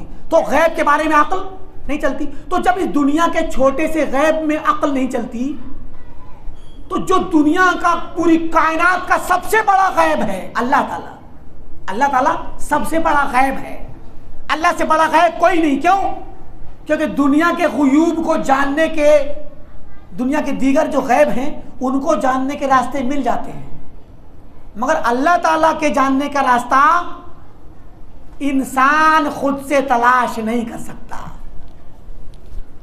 अल्लाह ताला को जानने के लिए आप गैब के बारे में लाइए, या तो अल्लाह ताला को जाके देख के आइए। आप दुनिया में देख सकते हैं? आप नहीं देख सकते, तो देखने वाला रास्ता तो बंद है। तो अल्लाह ताला जो गैब है, उस गैब को जानने का एक ही रास्ता बचता है, खबर। खबर यानी वही। तो वही इलाही में कुरान और सुन्नत खबर है। तो जो कुछ अल्लाह के बारे में कुरान और सुन्नत में आएगा वही मानना पड़ेगा। अगर कोई कहे कि साइकिल टकराई है कार से या ट्रक से, तो साइकिल के दोनों पहिए जो हैं टूट फूट गए, पिचक गए, पूरी साइकिल टूट गई, तो आपको ऐसे ही मानना पड़ेगा। अगर आप देख नहीं सकते जा करके, तो खबर सुन के जैसा सुना वैसा मानना पड़ेगा। आप कहें नहीं नहीं नहीं, वो पहिए जो कहा गया है, तो पहिए टूटे नहीं हैं, बल्कि साइकिल के कलर पे थोड़ी सी खराश आ गई है। आप ऐसे कहें खुद से, अकल से। अरे भाई, एक आदमी खबर दे रहा है कि वो पहिया टूट गया है, आप कह रहे नहीं नहीं उस पर खरोच आई है, तो आपको पागल कहेंगे लोग कि भी जो वाकया हुआ वहां जाके देखो जा करके। तो अब अगर हम अल्लाह ताला के बारे में कह रहे हैं कि अल्लाह ताला का हाथ है, कुरान में अल्लाह ने कहा, और एक नहीं दो हाथ साबित किए अल्लाह ताला ने अपने लिए, तो ये हमारी हिम्मत नहीं थी कहने की कि अल्लाह के दो हाथ हैं। अल्लाह ने कह दिया भाई, कुरान में अल्लाह ने खबर दे दी। वक़ालत अल-यहूद यदुल्लाहि मग़लूला, यहूदियों ने कहा कि अल्लाह का हाथ बंधा हुआ है, तंग है, तंग दस्त है, वो खर्च नहीं करता। यहूदियों ने एक हाथ का लफ्ज कहा था, अल्लाह का हाथ यानी एक हाथ बंधा हुआ है, तंग है। तो अल्लाह ने क्या फरमाया? गुल्लत ऐदीहिम, इनके हाथ टूटे। वलुइनु बिमा कालू, इन्होंने कुफरिया बात कही, इन पर लानत है। बल यदाहु मबसूततान, जो ये कह रहे हैं कि अल्लाह का हाथ बंधा हुआ, ऐसा नहीं है मामला, बल्कि अल्लाह के दोनों हाथ कुशादा हैं, मबसूततान, कुशादा हैं। अब बताइए, यहूदियों ने एक हाथ कहा, अल्लाह ने दो हाथ साबित किए। अल्लाह ने बोल दिया, कुरान में खबर आ गई, और जिसकी जात गैब है उसी ने खबर दी। तो अरे मेरे भाई, आपको समझ में नहीं आ रहा तो जाओ जाके देखाओ ना, जाके अर्श पे। आप तो अर्श के कायल ही नहीं हो, आप तो अल्लाह के अर्श पे होने के कायल ही नहीं हो, तो कहां जाओगे? दाएं बाएं के पूछ लो, अल्लाह से ढूंढ लो, यहां कहीं होगा। क्या कहते हैं? अल्लाह ताला हर जगह है। देवबंदी क्या कहते हैं? अल्लाह ताला हर जगह है। तो कभी पूछ लो ना, कहीं कोने में होगा। नऊज़ बिल्लाह, तुम्हारे अकीदे के मुताबिक जाके देख लो ना कि अल्लाह के हाथ है कि नहीं है। हमारा तो यह मानना है कि अल्लाह ताला अर्श पर है, सात आसमान के ऊपर। कोई पहले तो पहुंच ही नहीं सकता, और कोई पहुंच भी जाए तसव्वुर कर ले तो अल्लाह को देखना इस दुनिया में मुमकिन नहीं है। क़यामत के दिन दिखेगा, मोमिनीन देखेंगे। तो बात ये चल रही थी कि अल्लाह ताला के मुताल्लिक़ इस तरह की बातें ये लोग करते हैं, और ये अहले सुन्नत वल जमात को उन चीज़ों को साबित करने की वजह से जो अल्लाह ने साबित की है, कहते कि तुम मुशब्बिहा हो, तशबीह दे रहे हो। तो क्या नऊज़ बिल्लाह अल्लाह ताला ने कुरान में जो आयत नाजिल की कि अल्लाह के दो हाथ हैं और दोनों कुशादा हैं, लोगों को गुमराह करने के लिए नाजिल की है? क्या गलत अकीदा नाजिल किया कुरान में अल्लाह ने? ये सब इतने खतरनाक अल्फाज हैं, कितनी खतरनाक बातें हैं कि इससे पता चलेगा आपको कि ये जो कुछ कहते हैं इनका अकीदा सिर्फ कुफरिया ही है। तो ये हम सुन्नत पर चलते हुए, हदीस पर चलते हुए, कुरान पर चलते हुए हम अल्लाह के लिए वो बातें कहते हैं जो अल्लाह ने कही अपने लिए, या अल्लाह के नबी ने कही अल्लाह के लिए, और ये हमें उल्टे सीधे अलकाब देते हैं कि तुम मुशब्बिहा हो। है तर्क इंतिहाल मज़हब सलफ़, ये लोग मज़हब सलफ़ को नहीं अपनाते, ये लोग मज़हब सलफ़ को नहीं अपनाते हैं। और उसके बाद मज़ीद सिर्फ इनकी पहचान बता रहे हैं, तकफ़ीर व मुखालिफ़ीहिम बिग़ैर दलील, अपने मुखालिफिन की तकफीर कर देते हैं, काफिर करार दे बगैर दलील के। बरेलवी आपको काफिर कहता है, देवबंदी भी आपको इस मसले में काफिर कहेगा। किसमें? अल्लाह को अर्श पे मानने में। तो आप उससे कह दीजिए कि तेरे इमाम ने, इमाम अबू हनीफा, वो फिक तकलीद में तो तेरे इमाम है फिक में, मगर अकीदे में हमारे इमाम है, क्योंकि इमाम अबू हनीफा का अकीदा अहले हदीसों वाला अकीदा है। और इन जालिमों ने इमाम अबू हनीफा के अकीदे को नहीं अपनाया। बताया ना, सलफ के अकीदे को नहीं मानते। अभी पीछे बात कही गई। इमाम अबू हनीफा सलफ के ज़माने के हैं, तबा ताबईन के दौर के हैं, और ये तो कहते हैं कि ताबई हैं। इनके यहाँ ज़ईफ़ रिवायत है। मैं कह चलिए मान लिया ताबई है, तब तो और ज़्यादा उनका मकाम बढ़ गया। क्या अगर उन्होंने सहाबा 80 हिजरी में पैदा हुए ना, तो सहाबा जिंदा थे उस ज़माने में, तो चलिए मान लिया हो सकता है कि बाद सहाबा को देख लिया हो, चाहे बचपन में गोद ही में किसी ने लेकर गए हों उनके वालिद या घर वाले, और किसी सहाबी की मजलिस में ले गए हों, तो भी वो ताबई कहलाएगा, छोटा बच्चा भी। ठीक। अगर इमाम अबू हनीफा रहमतुल्लाह अलैह को ताबई मान लिया जाए, जैसा कि हनाफ कहते हैं, तब तो इमाम अबू हनीफा सलफ में से हुए कि नहीं हुए? तो सलफ के अकीदे को तो अपनाते नहीं है। इमाम अबू हनीफा के अकीदे को नहीं अपनाया इन लोगों ने।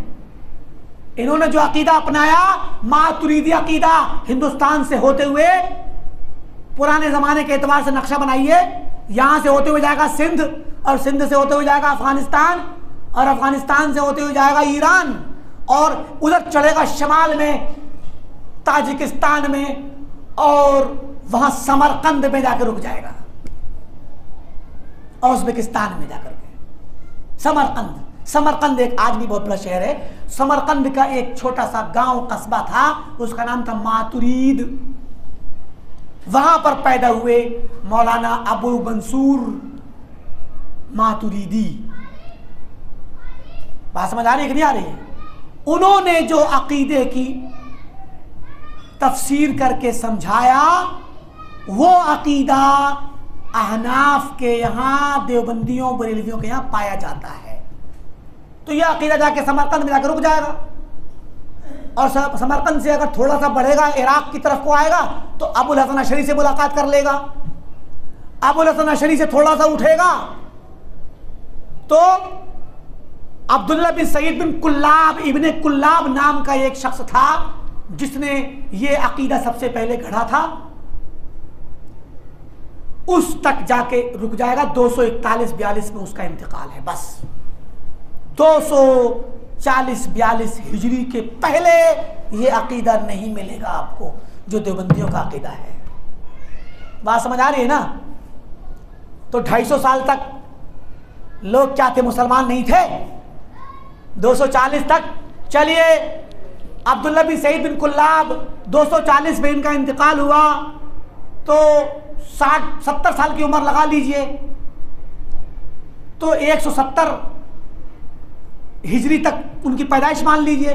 बड़े हुए होंगे 20 साल के, तो 80 और 90, 180 और 190 साल तक, 180 साल तक, 190 साल, जब अब्दुल्ला बिन सईद बिन कुल्लाब बड़े हुए और बड़े होकर उन्होंने मुनाजरे किए मुअतज़िला से, उस वक्त तक ऐसा अकीदा, अल्लाह की सिफात का इनकार करने वाला अकीदा जो इन्होंने अपनाया है, मुसलमानों में नहीं था। सिफात का इनकार करने वाले मौजूद थे, जहमिया, मुअतज़िला, मगर वो बिदअती शुमार तब भी होते थे, आज भी होते हैं। ये लोग उनको बिदअती कहते हैं, ठीक। मगर इनका अकीदा 180 में, 190 में इब्ने कुल्लाब ने घड़ा। 200 में, पिछले 200 साल तक ये अकीदा नहीं था। गाड़ी रुक जाएगी इराक में, खो जाएगी कूफा और बसरा की गलियों में, और वहां से निकल के हिजाज नहीं पहुंचेगी, मक्का और मदीना नहीं पहुंचेगी। जबकि हमारा अकीदा, हमारा मसलक मदीना से निकलता है और पूरी दुनिया में जाता है और हिंदुस्तान तक पहुंचता है, और हिंदुस्तान से सीधा हमारी इस्नाद, हमारा सिलसिला उलमाए किराम से होते हुए सहाबा तक पहुंचता है, और डायरेक्ट मस्जिद नबी में और बैत नबुव्वत में पहुंच के ख़त्म हो जाता है, वहीं पहुंच जाता है। हमारा अकीदा सहाबा का अकीदा है। बात आ गई तो मैं कह दूं, ये कहते हैं अल्लाह ताला हर जगह है, हर जगह, अर्श पे नहीं है। सहाबा क्या कहते हैं? एक मरतबा उमर बिन खत्ताब रज़ियल्लाहु तआला अन्हु जा रहे थे, खलीफा हैं, जा रहे थे, किसी रास्ते में गुजर रहे थे, एक बुढ़िया मिली, एक बूढ़ी औरत मिली रास्ते में, उन्होंने सलाम दुआ किया। तो उमर रज़ियल्लाहु तआला अन्हु उस बूढ़ी औरत से थोड़ा सा रास्ते ही में एक तरफ को खड़े होकर के बात करने लग गए, और वो आपके साथ जो दीगर लोग थे वो थोड़ा सा दूर को खड़े हो गए, वो वहां खड़े हो गए, बात कर रहे हैं। काफी देर तक बात होती रही, बहुत देर हो गई। तो एक शख्स ने कहा, अमीरुल मोमिनीन, क्या आप इस बुढ़िया की वजह से सारा काफिला रोके पड़े हैं, सारा आपके बड़े बड़े सहाबा और हम लोग आपके साथ हैं, और आप इस बुढ़िया की वजह से सबको आपने रोक रखा है और उसके साथ गुफ्तगू में मसरूफ हैं? थोड़ा सा हकीर वाला अंदाज उस शख्स ने इस्तेमाल किया उनको। तो जल्दी कीजिए, चलिए छोड़िए इस बुढ़िया को, चला जाए, हमें जहां जाना था चले। तो उमर बिन खत्ताब रज़ियल्लाहु अन्हु ने कहा, तुम जानते हो ये बूढ़ी कौन है? इन्नहा इमरातुन समिअ अल्लाहु शकवाहा मिन फौक़ि सब'i समावात। ये वो खातून है जिसकी शिकायत को अल्लाह ने 7 आसमान के ऊपर से सुना था। इन्नहा खौला बिन्त सालबा, ये खौला बिन्त सालबा है।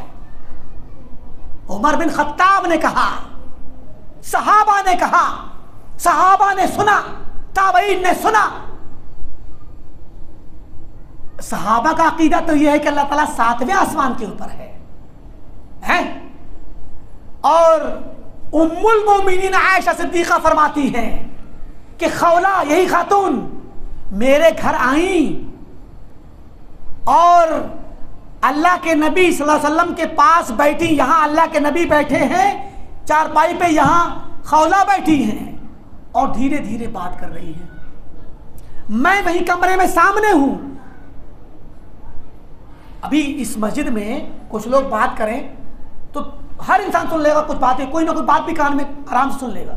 छोटा सा कमरा 10 बाई 10 का हो, अगर 12 बाई 12 फीट का हो, है, इस कमरे में 2-3 लोग हो, 2 लोग बात करते हो तो तीसरा नहीं सुन लेगा क्या?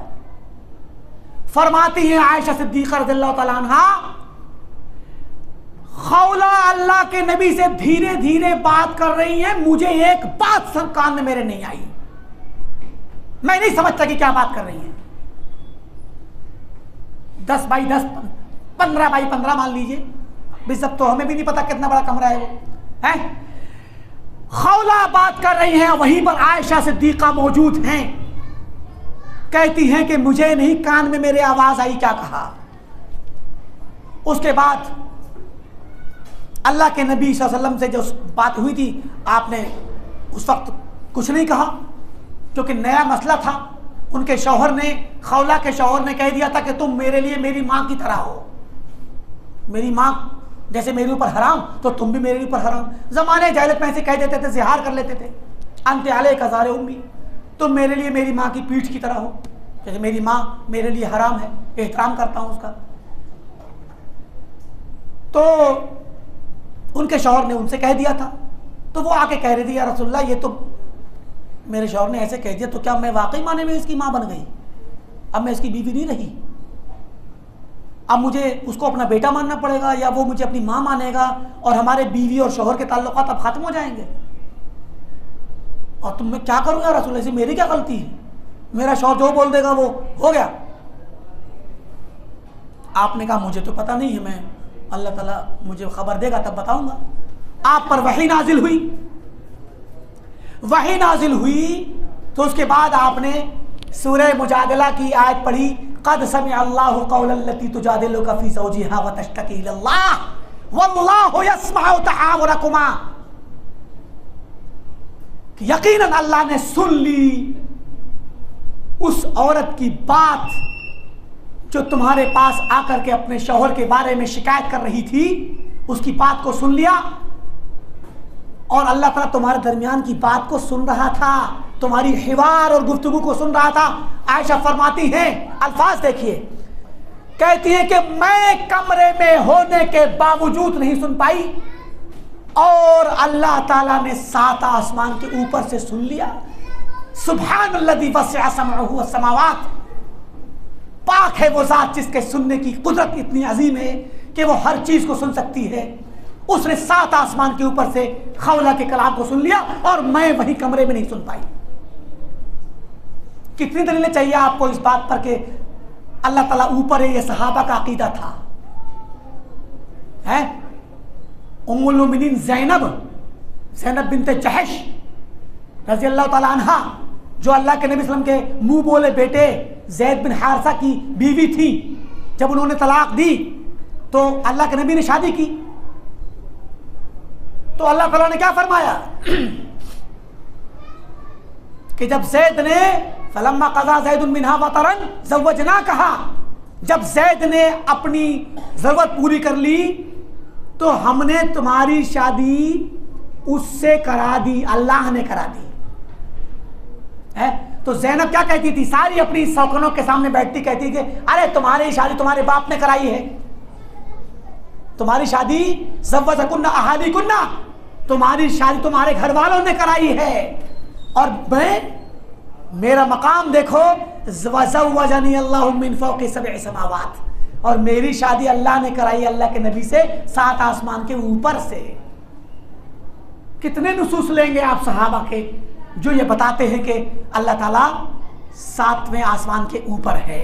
तो ये सहाबा इकराम का अकीदा था और इनका अकीदा सहाबा के अकीदे के खिलाफ है। मगर आप उनके सामने कह दें कि अल्लाह ताला 7 आसमान के ऊपर, तो क्या कहेंगे आपको कि तुम काफिर हो। तो सहाबा को काफिर कह के दिखाओ जरा, तब जाने के सहाबा को भी काफिर कह सकते हो है? फिर तो राफिजियों और शियों की लाइन में खड़े हो जाओगे, शियों की लाइन में खड़े हो जाओगे। तो ये लोग अपने मुखालिफिन की तकफीर करते हैं बगैर दलील के।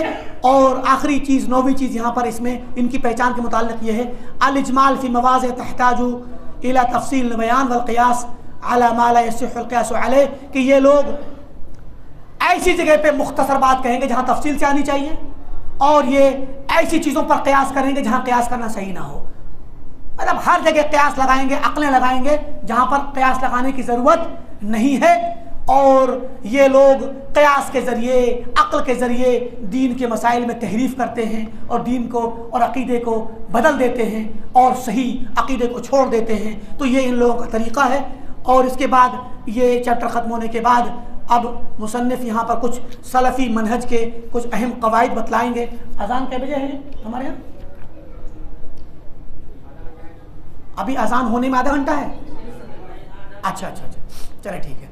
तो ये अहले बिदत की पहचान बता दी गई। हम बहुत मुख्तसर तरीके से बता रहे हैं, वरना किताब की अगर इबारत एक एक लफ्ज़ पढ़ा जाए तो ये एक दिन क्या, एक हफ्ते में ख़त्म नहीं होगी, क्योंकि ये किताब और इसकी इबारत, इसकी टर्म्स, इसके अल्फाज, मुख्तसर अल्फाज की वजाहत एक वक्त चाहती है। लेकिन इंशाअल्लाह जो हम बता रहे हैं आपको सारे चैप्टरों का खुलासा इसमें आ जा रहा है। बाकी आपके लिए किताब का तर्जुमा उर्दू में करा दिया गया है, तो और वो छप के आगे आपके हाथों में है, आप इसको खुद पढ़ लीजिएगा इंशाअल्लाह, तो इंशाअल्लाह ये वाज़े हो जाएगा। बाज़ क़वाइद हैं अहले सुन्नत वल जमात और सलफ़ी लोगों के, हमारे मसलक में कुछ ऐसे अहम उसूल हैं जो उसूल हम अपने लिए अपनाते हैं और उन उसूलों की रोशनी में दीन की तफसीर करते हैं और दीन को समझते हैं। नंबर 1, पहला उसूल क़ाइदा फ़िल अम्र बिल मारूफ़ व नही अनिल मुनकर। अम्र बिल मारूफ़ और नही अनिल मुनकर का कायदा कि हम भलाई का हुक्म देते हैं, मारूफ़ का, किताब व सुन्नत का हुक्म देते हैं और मुनकरात से मना करते हैं। ये हमारा उसूल है। हम मारूफ़ का हुक्म देते हैं, भलाई का हुक्म देते हैं, नेकी का हुक्म देते हैं, तौहीद का देंगे, सुन्नत का देंगे, फ़राइज़ का देंगे, वाजिबात का देंगे, दीन की तमाम नेकियों का हुक्म देंगे और बुराइयों से मना करते हैं। और सबसे बड़ी बुराई इस्लाम में आने के बाद कौन सी है? शिर्क, कुफ्र, बिदात और मुखालफत, बदकारी, ज़िनाकारी, शराबखोरी, हरामखोरी, बद अखलाक़ी, ये सब की सब बुराइयां हैं। ये हमारा उसूल है। अब आप देखिए अहले बिदअत का क्या तरीका है। अहले बिदअत या तो सिर्फ अम्र बिल मारूफ करते हैं और नही अनिल मुनकर छोड़ देते हैं, या सिर्फ नही अनिल मुनकर करते हैं, अमर मारूफ छोड़ देते हैं। आप देखें तबलीग जमात क्या करती है, सिर्फ मारूफ का हुक्म है, नेकी का हुक्म, सलात का हुक्म, लोगों को बुरा ना लगे, कोई ऐसी बात ना कहो जिससे लोगों का दिल टूटे। नमाज पढ़ने के लिए कहोगे तो लोग तो थोड़ा सा बुरा तो मानते हैं, लेकिन अंदर क्या सोचते हैं कि हमारी भलाई के लिए कह रहा है? तो नमाज पढ़ने के लिए कहो, और ऐसी बात ना करो, ये कौन कहता है? तबलीग जमात, कि ऐसी बात ना करो जिससे दो लोगों में इख्तिलाफ हो। चले गई जमात में आप, तो जमात में जाने पर क्या पता चलेगा? कोई बात आपने कही, अरे भाई आप ये हाथ नीचे क्यों बांध रहे हैं, आपने अगर कह दिया, आप क्यों कहेंगे ये बात? क्योंकि आपकी नज़र में ये मुनकर है, आपकी नज़र में ये मुनकर है कि हाथ को नीचे बांधा जाए, रफ़ा यदैन ना किया जाए, आमीन जोर से ना बोले, क्योंकि हदीस के खिलाफ है, और जो बात कुरान हदीस के खिलाफ है वो मुनकर है। वो तो आप मुनकर का इनकार करेंगे ना, वो क्या कहेंगे? देखो भाई इख्तिलाफी बातें ना करो, लोगों में इख्तिलाफ होगा, लड़ाई होगी, नफरत होगी, नेकी की बातें करो, भलाई की बातें करो, इख्तिलाफी बातें ना करो, है? तो इख्तिलाफ की बातें ना करें तो फिर क्या होगा? दीन इस्लाम सबसे पहले इख्तिलाफ की बात करता है, जान लीजिए आप। कल के खुतबे में मैंने बयान किया था कि ला इलाहा पहले है, इल्लल्लाह बाद में है, मुनकर का इनकार पहले है, मारूफ का हुक्म बाद में है, शिर्क का इनकार पहले है, तौहीद का हुक्म बाद में है, लेकिन दोनों साथ में है, ये भी जान लें आप। दोनों का हुक्म दिया जाएगा, शिर्क से मना करेंगे तो तौहीद का हुक्म देंगे,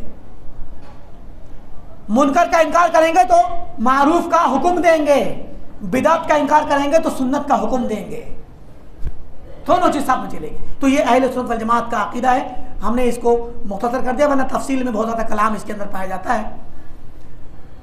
तो दूसरा कायदा अहले सुन्नत और सलफियों के यहाँ दूसरा उसूल, कायदा फिल इबादत, इबादत का कायदा। इबादत का कायदा क्या है? हमारे यहाँ इबादत का कायदा यह है कि अल इबादत मबनह अला तौक़ीफ़, इबादत तौक़ीफ़ी होती है। तौक़ीफ़ी का मतलब है वाकिफ कराना, जो वाकिफ होता है जानकार होता है, कहते हैं फलां शख्स वाकिफ है इस चीज़ से, यानी जानता है। आप वाकिफ हैं, आप जानते हैं, आपको वाकिफ कराया जाए तो आप जान जाएंगे। तो शरीयत इस्लामिया जब हमें इबादत के मुताल्लिक वाकिफ कराएगी तब हमें पता चलेगा कि ये काम इबादत है। अगर शरीयत ने किसी काम के बारे में वाकिफ नहीं कराया, कुरान ने या हदीस ने कि ये काम इबादत है, ऐसा नहीं कहा, तो उसको हम इबादत नहीं मानते। हम इबादत किसे मानेंगे? जिसके बारे में शरीयत हमें वाकिफ कराएगी। तौक़ीफ़ यानी किताब और सुन्नत में जिन कामों को इबादत कहा गया है वही काम इबादत माने जाएंगे। जितने तादाद में कहा गया है उतनी ही तादाद में इबादत मानी जाएगी। जिस कैफियत में बताया गया है उसी कैफियत में इबादत शुमार होगी। मसलन हमसे 5 वक्त की सलात और नमाज फर्ज की गई तो हम 5 वक्त की नमाज फर्ज मानेंगे। कोई आदमी कहे कि भाई पहले तो 50 थी, कम होते होते तो थोड़ी सी बढ़ा देते, चलो 10 ना करके 6 कर लेते, क्या हो गया? 3 को दिन में कर लो, 3 को रात में कर लो, है दरमियान में कोई वक्त निकाल के एक नमाज बढ़ा दी जाए 2 रकत वाली या 4 रकत वाली। तो ऐसे काम नहीं चलेगा। इस छठी इबादत को, छठी सलात को, छठी नमाज को हम इबादत नहीं मानेंगे। ये मतलब है इसका। इबादत वो है जिसके बारे में शरीयत ने हमें वाकिफ कराया हो। तौक़ीफ़ी चीज़ है ये, जितना बताया उतना मानेंगे। आप इस इबादत से जुड़ी हुई जितनी चीज़ें सब बातिल होंगी। छठी वाली से मुताल्लिक़ इसके लिए अजान देंगे आप, अजान भी बातिल। वो अजान भी इबादत ना होगी। अभी मगरिब के वक्त अजान होगी, ये इबादत है, अजान इबादत है, नमाज होगी, ये इबादत है। लेकिन आप मगरिब से 1 घंटा पहले एक नई अजान दें और नई इबादत शुरू कर दें, कोई एतबार, बातिल है, बिदअत है, ये मरदूद है। बात समझ आ रही है? आप ऐसे ही मान लीजिए कोई कहे कि भाई ये तो हो गया असल इबादत का सबूत, अगर शरीयत से नहीं तो उसका एतबार नहीं। इबादत तो साबित है शरीयत से, मगरिब की सलात साबित है। कोई कहे कि भाई देखो 3 रकत समझ में नहीं आती है, भाई 4 पढ़ ले तो क्या हर्ज है, 4 पढ़ लीजिए,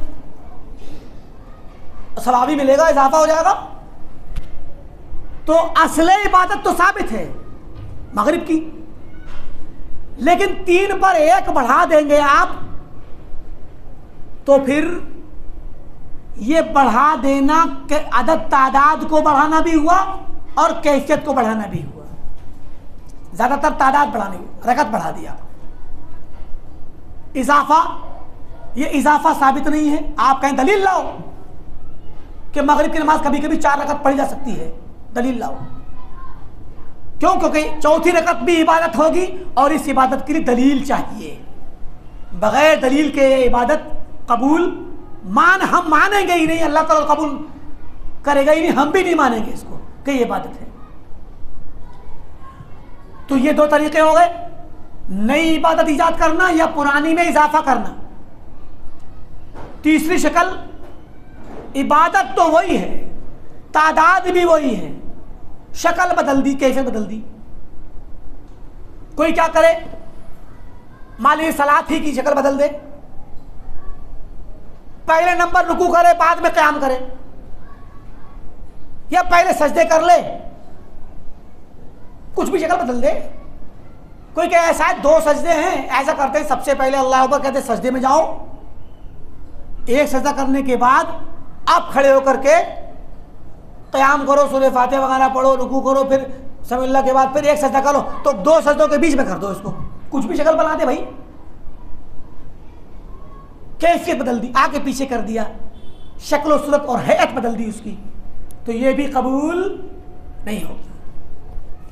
जैसे किया गया है, जैसे बताया गया है, वैसे ही कबूल करना जरूरी है। ये मतलब है कि इबादत में असल ये है कि शरीयत हमें वाकिफ कराए। अल अस्लु फिल इबादत अत-तौक़ीफ़, इबादत तौक़ीफ़ी होती हैं, इबादतें तौक़ीफ़ी, यानी शरीयत जैसे बताएगी, जितना बताएगी उतना ही और वैसे ही करना पड़ेगा। आप कोई कहे कि भाई रजब की 28वीं तारीख को 2 रकत नमाज पढ़ लिया करो, नफल, फला मौका कोई दिन बना ले, ऐसे ही नफल ही का नाम ले, फर्ज का नाम ना ले, नफल का नाम, लेकिन उस नफल को किसी खास मौके से, किसी खास मुनासबत से जोड़ दे और उसको कहे कि लोगों नमाज पढ़ लिया करो, है, तो फिर ये इबादत कबूल नहीं होगी, क्योंकि इस तरह की इबादत शरीयत में इसकी कोई दलील नहीं है। तो ये इस तरीके से हमारे यहाँ एक कायदा नंबर 3,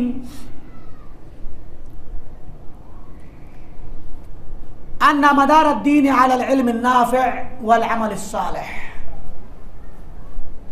दीन का दारो मदार इल्म पर और अमल पर है।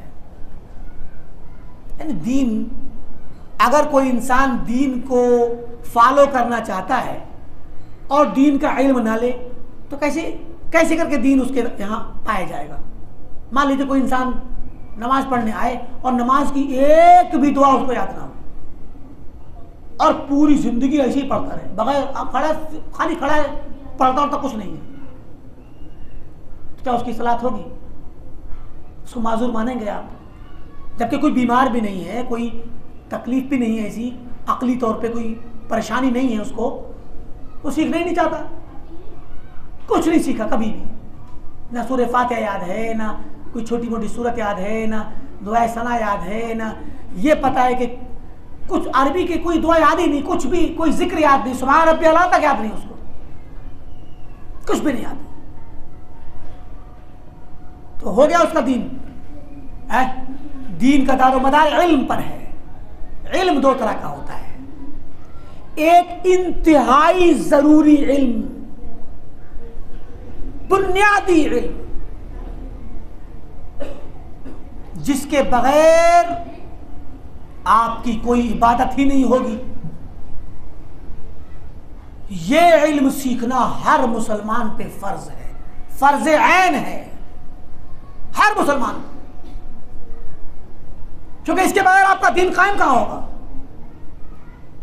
तलबुल इल्म फरीज़ा अला कुल्ली मुस्लिम, हर मुसलमान पे फर्ज है। तौहीद का इल्म, ला इलाहा इल्लल्लाह कलिमे का इल्म, शिर्क के बारे में जाने कि तौहीद ये शिर्क ये है, ताकि बच सके उससे।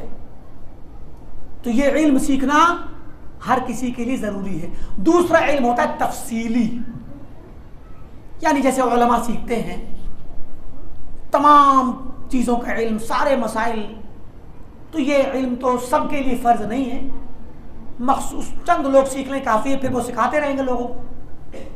अब हम आपको बता रहे हैं, आप सीख रहे हैं, ये आपके इल्म में इजाफा होता जा रहा है। जितना आपका इजाफा होगा उतना आपकी इबादतें अच्छी होंगी, अल्लाह को उतना जानेंगे, दीन को उतना समझेंगे। आपका दीन, जितना इल्म सीखते जाएंगे दीन में निखार आता जाएगा। तो इल्म दो तरह का है, एक बिल्कुल फंडामेंटल इब्तिदाई इसेंशियल इल्म, जिसके बगैर कुछ भी सही नहीं होने वाला, कोई नमाज सही नहीं, रोजा सही नहीं, ज़कात सही नहीं। अब पता ही ना हो ज़कात कितने माल में है, कितनी है, बस ज़कात देना है। भाई मेरा तो अभी निसाब भी पूरा नहीं हुआ, पता कुछ नहीं है, करोड़ों रुपए का मालिक है और ज़कात को देता नहीं, कहता कि मेरे ऊपर ज़कात फर्ज कहाँ है। तो अब पता नहीं है ना, इसलिए ज़कात नहीं देता। देता भी हो तो थोड़ी सी निकालता है, थोड़ा सा कुछ पैसा निकाला लो, हो गई ज़कात, जबकि लाखों में निकलेगी उसकी ज़कात। जब करोड़ों का मालिक है तो लाखों में निकलेगी, और 200-400 500 1000 रुपए दे के सोचता मैंने ज़कात दे दी, तो फर्ज अदा हुआ नहीं हुआ। लिहाजा कुछ इल्म तो जरूरी है सीखना हर किसी को, और उस जरूरी वाले के बाद इजाफी इल्म सीखना भी शरअन मतलूब है, ताकि इंसान अपने दीन को संवार सके। जैसे कि एक होता है ना, एक होता है कि आपको भाई इंसान को रहने के लिए एक मकान चाहिए ना, झोपड़ी डाल ले, अगर पक्का नहीं बना सकता, और पक्का बना सकता है तो कम से कम पिलर खड़े करके छत डाल के दीवारें बना के रहने लगे। अभी प्लास्टर ना करे, पेंट ना, उसके पास पैसा नहीं है मसला, तो कम से कम इतना तो जरूरी है ना, ताकि छत बन जाए, सर ढक ले और हिफाजत हो, पर्दा हो। ठीक, ये हो गया बुनियादी जरूरत का मसला कि आपका घर हो गया। अब आपके पास मौका है और आप ना घर को पेंट कर, उसको ना प्लास्टर कर रहे हैं ना पेंट कर रहे हैं, पूरी जिंदगी ऐसी गुजार देते हैं, तो दुनिया आपको अक्लमंद कहेगी। जब पैसा है आपके पास तो आप अपने घर को थोड़ा सा कम से कम, बहुत ज्यादा नहीं तो माकूल शक्ल में तो कर लीजिए। तो अब मिसाल है, किसी पे नहीं है, वो कमाता जाता है तो थोड़ा थोड़ा कमाता है और बचाता है और ठीक करता था घर को, तो जितना कमाता रहता है उतना ठीक करता रहता है। ऐसे ही बुनियादी इल्म जब सीख लेंगे, इससे आपकी नमाज ठीक हो जाएगी, रोजा ठीक होगा, ज़कात ठीक होगी, हज ठीक होगा, इबादतें ठीक हो जाएंगी। लेकिन इसके ऊपर जब आप सीखते जाएंगे तो थोड़ा थोड़ा आपका प्लास्टर होता जाएगा, फिर पेंट होता जाएगा, डेकोरेट होता जाएगा। तो जितना इल्म आप सीखते जाएंगे, आपका घर जो दीन का जो घर है ना, दीनी घर आपका वैसे ही खूबसूरत होता चला जाएगा और मजबूत होता चला जाएगा। ठीक, तो यही है कि इल्म और अमल, ये दोनों चीजें जरूरी हैं। इल्म भी सीखना और अमल भी करना, इन दोनों के जरिए ही, इन्हीं पर दारोमदार है किसका, दीन का। वरना जिसके पास इल्म नहीं उसका अमल बेकार, क्योंकि जहालत के साथ अमल की कोई मीनिंग नहीं है, और जिसके पास इल्म है और अमल नहीं तो भी बेकार। दोनों चीजों के साथ जब इंसान आगे बढ़ेगा तो उसका दीन, उसकी बुनियाद पड़ेगी, उसकी इमारत खड़ी होगी और फिर वो परवान चढ़ेगा। तो चौथा कायदा है दरउल मफासिद मुक़द्दमुन अला जल्बिल मसालिह। शरीयत इस्लामिया कहती है कि आपके पास दो ऑप्शन हैं। एक ऑप्शन ये है कि एक आपको नुकसान होने वाला है, और दूसरा ऑप्शन यह है कि एक तरफ से फायदा होने वाला है। अब दोनों में से आप क्या चुनेंगे? तो शरीयत कहती है कि नुकसान को दूर करना यह पहले किया जाएगा। दरउल मफासिद मुक़द्दम, नुकसान को, फसाद को, खराबी को पहले हटाया जाएगा। नहीं लेना वो फायदा, अभी पहले इस नुकसान को हटाओ, नुकसान को पहले हटाओ। यही मतलब है मुनकर का पहले इनकार करो, शिर्क का पहले इनकार करो, बिदअत का पहले इनकार करो, पहले कुफ्र करो तागूत का, उसके बाद तामीरी काम, तखरीब को छोड़ो फिर तामीर करो। तो मसलहत, हम लोगों से कहें कि लोगों आज जरूरत इत्तिफाक की जरूरत है, इत्तिहाद की जरूरत है लोगों में, बहुत अच्छी बात है। आप किसी के पास गए, वो कहता है हाँ मैं आपसे इत्तिहाद कर लूंगा, लेकिन आप मेरे ऊपर कोई एतराज नहीं करेंगे, है? चलो हम सब इत्तिहाद करते, कोई किसी को कुछ नहीं कहेगा, सब मिलजुल के रहेंगे। इत्तिहाद मसलहत है, मगर इत्तिहाद के नतीजे में अगर आप अपने दीन से समझौता कर ले और कुफ्र को कुफ्र ना कहें, शिर्क को शिर्क ना कहें, बिदअत को बिदअत ना कहें, मुनकर को मुनकर ना कहें, तो ऐसे इत्तिहाद की कोई जरूरत नहीं है। यह इत्तिहाद कुफ्र और शिर्क और तौहीद और सुन्नत और बिदअत और ईमान और कुफ्र की तमीज खत्म कर देगा। आपका भी ईमान तबाह हो जाएगा, आपकी गैरत मर जाएगी। शिर्क के खिलाफ आपके दिल में जो गैरत होनी चाहिए, बिदअत के खिलाफ आपके दिल में जो गुस्सा होना चाहिए, खत्म हो जाएगा, मिट जाएगा।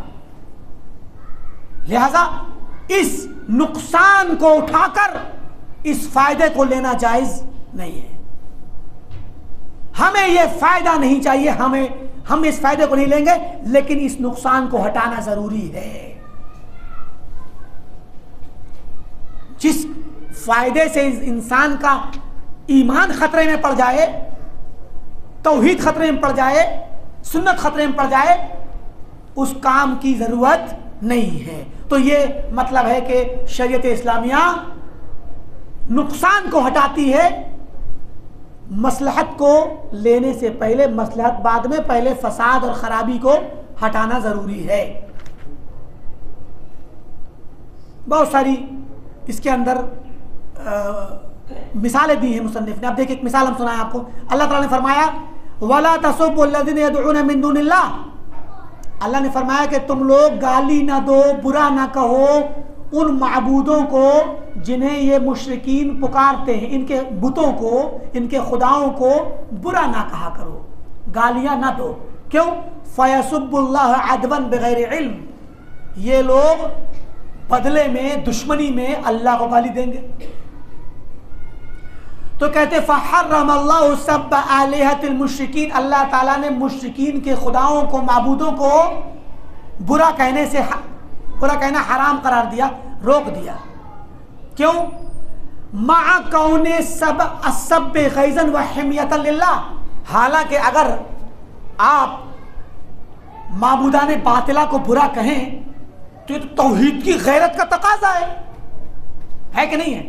तौहीद की गैरत का तकाजा है, अल्लाह के हुकूक का तकाजा है, अल्लाह की ताज़ीम का तकाजा है कि अल्लाह के मुकाबले में जिसको खड़ा किया गया उसको जलील किया जाए, उसकी बेइज्जती की जाए, है कि नहीं? लेकिन अल्लाह ताला ने इस अपनी ताज़ीम के तकाजे में जो एक मसलहत थी, इस मसलहत को रोक दिया। क्यों? क्योंकि इसकी वजह से वो नुकसान आएगा कि वो लोग अल्लाह को गालियां देंगे, तो गोया हम अल्लाह को गाली दे जाने का सबब बनेंगे। अल्लाह के नबी ने फरमाया ना कि एक आदमी अपने माँ बाप को गाली देता है? तो लोगों ने कहा रसूलल्लाह कौन अपने माँ बाप को गाली देगा? कहा भाई आप दूसरे के माँ को गाली देंगे, वो आपकी माँ को गाली देगा। तो गोया आपने खुद अपनी माँ को गाली दी। तो ये अल्लाह ताला ने, अब अल्लाह की एक तरफ ताज़ीम थी, किसमें? उनके खुदाओं को बुरा कहने में अल्लाह की ताज़ीम है, ठीक, लेकिन अल्लाह ने ये ताज़ीम नहीं करवाई अपनी इस वाले रास्ते से। क्यों? क्योंकि इस रास्ते से ताज़ीम करेंगे तो इसके रिएक्शन में अल्लाह की तौहीन होगी, और अल्लाह की तौहीन ज़्यादा बड़ा जुर्म है, ज़्यादा बड़ा नुकसान है अल्लाह की इस वाली ताज़ीम के मुकाबले में जो उनके खुदाओं को बुरा कहने से हासिल होती अल्लाह की ताज़ीम, इस ताज़ीम से बड़ा है वो नुकसान कि अल्लाह की गुस्ताखी की जाए। बात समझ आ रही कि नहीं आ रही? इसकी और भी बहुत सारी मिसालें हैं। अल्लाह के नबी सल्लल्लाहु अलैहि वसल्लम ने फरमाया था आयशा रज़ियल्लाहु अन्हा से कि या आयशा तू लौला अन्ना कौमक हदीसु अहदिम बिजाहिलिया लअमरतुल बैत फहुदिम। एक दिन आप सोच विचार में थे, आपने कहा कि आयशा मेरा मन करता है कि मैं इस काबे को तोड़ के गिराऊं, काबे को तोड़ करके गिराऊं और इसको दोबारा से बनाऊं, क्योंकि काबा जो है आज भी जिस तरह बना हुआ है, काबा के आगे छोटी सी दीवार बनी हुई है, छोटी सी, जिसको हतीम कहते हैं हम लोग, ठीक, घूमी हुई सी। तो यही शक्ल में अल्लाह के नबी सल्लल्लाहु अलैहि वसल्लम के ज़माने में भी थी। तो आपने कहा मेरा जी चाहता है कि मैं काबे को तोड़ के गिराऊं और फिर से बनाऊं, और वो जो छोटी दीवार काबे की छोड़ दी गई है जो कि इब्राहीम अलैहिस्सलाम की बुनियाद है। मगर मक्का वालों ने जब बनाया था ज़माने जाहिलियत में, उनके पास हलाल पैसा कम पड़ गया था, हराम का पैसा नहीं लगाया था उन्होंने, तो कम पड़ा तो उन्होंने वो दीवार छोड़ दी, बोले जब बाद में दोबारा कभी चंदा होगा तो बढ़ा देंगे, वो नहीं बनी। तो आपने कहा मेरी ख्वाहिश है कि मैं इब्राहीम अलैहिस्सलाम की बुनियादों पर फिर से काबे को बनाऊं और उस छोटी वाली दीवार को भी काबे के अंदर शामिल कर दूं। और दूसरी ख्वाहिश है कि काबे के 2 दरवाजे बनाऊं और दोनों को जमीन से लगा करके, ऊंचा ना बनाऊं, जमीन से लगा करके एक इधर से खुले दूसरा उधर से खुले और खुला रहे, और जो मेरा उम्मती चाहे जब चाहे दाखिल हो, जब चाहे निकले। ये मक्का वाले ऊपर बना करके रखा है इन्होंने, और इन्होंने जिसको चाहते हैं दाखिल करते, जिसको चाहते हैं नहीं दाखिल करते, रोक रखा है। तो ये मुझे तकलीफ है, तो मेरी ख्वाहिश तो ये है, लेकिन मैं ऐसा नहीं कर रहा।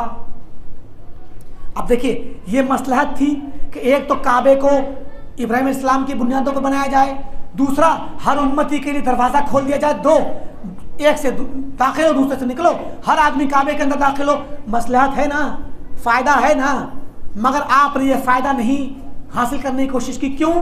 आपने फरमाया कि आयशा तुम्हारी कौम अभी अभी मुसलमान हुई है। ये सहाबा जो नए नए मुसलमान हुए हैं सब काबे की ताज़ीम करते हैं ज़माने जाहिलियत से। तो अगर मैं काबे को गिराऊंगा तो लोग कहेंगे ये काबे का दुश्मन है, तो फिर मेरी नबुव्वत का इनकार कर बैठेंगे, गुस्ताखी कर देंगे, कुफ्र करके भाग जाएंगे, सोचेंगे कि ये अरे काबे को गिराना मकसद था, इतना लंबा प्रोग्राम जो चला दावत का, तौहीद का, तबलीग का, जिहाद का, ये चला, इसका मकसद काबे को गिराना था। सब भाग लेंगे नए नए मुसलमान जिनके पास इल्म नहीं है, वो कहेंगे कि लगता है इस नबी का मकसद यही था, हमें नहीं ऐसा नबी चाहिए जो काबे को गिराए। देखा आपने ज़माने जाहिलियत से ताज़ीम थी काबे की दिलों में, तो अभी अभी नए नए मुसलमान हुए थे, तो अब अभी अल्लाह के नबी को नहीं समझा, आपके दीन को मुकम्मल नहीं समझा था, जज्बाती हैं लोग, तो कहीं उल्टा रिएक्शन ना हो जाए और उल्टे रिएक्शन में बाज़ नए नए मुसलमान कहीं कुफ्र ना कर बैठें और इस्लाम को छोड़ ना बैठें। अब ये बड़ा नुकसान हो जाएगा। काबा अगर जैसा बना है वैसा बना रहे तो ये बहुत बड़ा नुकसान नहीं है, समझे कि नहीं? बैठे तो अल्लाह के नबी ने क्या किया, आपने इसको छोड़ दिया, फ़ायदा नहीं लिया क्योंकि बड़ा नुकसान था। तो बड़े नुकसान से बचने के लिए कभी कभी छोटे नुकसान को बर्दाश्त करना पड़ता है, ठीक। लेकिन यहाँ पर अहले इल्म कहते हैं कि अल्लाह के नबी सल्लल्लाहु अलैहि वसल्लम की दुआ और तमन्ना जो थी, वो तमन्ना एक तो ज़रूर पूरी हो गई, गर्चे दोनों पूरी नहीं हुई कि उसकी दीवारों के मुताबिक खड़ा किया जाए। हालांकि अब्दुल्ला बिन ज़ुबैर रज़ियल्लाहु तआला अन्हु ने बनाया था, बाद में हज्जाज बिन यूसुफ ने तोड़ के फिर से ऐसे ही बना दिया है। लेकिन अल्लाह के नबी की जो ख्वाहिश थी कि 2 दरवाजे हों और काबे में लोग दाखिल हों और निकलें, वो चीज़ तो अल्हम्दुलिल्लाह मौजूद है। कैसे भाई, जो हतीम बना हुआ है, हतीम काबा ही का हिस्सा है। काबा का एक तो बंद कमरा है और ये खुला हुआ है, उसमें तो मखसूस लोग जाते रहे, कोई इंसान काबे के दरवाजे को खोल करके अंदर दाखिल हो और कोई हतीम की छोटी वाली दीवार के अंदर दाखिल हो, बराबर है, ये भी काबा ही है। तो अल्लाह ने अपने नबी की इस ख्वाहिश को पूरा किया हुआ है और लोगों ने इसको बंद नहीं किया, शुक्र है। और हाजी लोग जाते हैं, उम्रा करने वाले जाते हैं और हतीम में खड़े होकर के नमाज पढ़ते हैं। तो वहाँ खड़े होकर नमाज पढ़ना भी ऐसे ही है जैसे आप काबे का दरवाज़ा खुलवा करके अंदर दाखिल होकर के नमाज पढ़ें, कोई फ़र्क नहीं है, क्योंकि ये भी काबा ही का हिस्सा है। तो ये दलीलें थी इस बात की कि बड़ी मसलहत और छोटी मसलहत और बड़े नुकसान और छोटे नुकसान के दरमियान फ़र्क करना चाहिए। कभी कभी हम छोटा नुकसान बर्दाश्त कर लेते हैं, इसलिए कि अगर इस नुकसान को बर्दाश्त नहीं किया तो इसके मुकाबले में बड़ा नुकसान हमें आ जाएगा। तो मसलहत हम नहीं लेते, मफसदे को और ख़राबी को हम हटा देते हैं और बड़े नुकसान को हम दूर कर देते हैं। तो ये इस तरीके से 4 कवायद यहाँ हो गए। 5वां कायदा, चूँकि नमाज का वक्त करीब हो रहा है तो इंशाअल्लाह सलात के बाद बकिया जो चीज़ थोड़ी सी बची है इंशाअल्लाह उसको सलात के बाद पूरा कर देंगे। अल्लाह रब्बुल आलमीन से दुआ है कि अल्लाह ताला हम तमाम को दीन का इल्म सीखने और सलफ़ के मनहज को सीखने और उसको समझने और उस पर अमल करने की तौफीक अता फरमा। आमीन। वस्सलामु अलैकुम व रहमतुल्लाहि व बरकातुहू।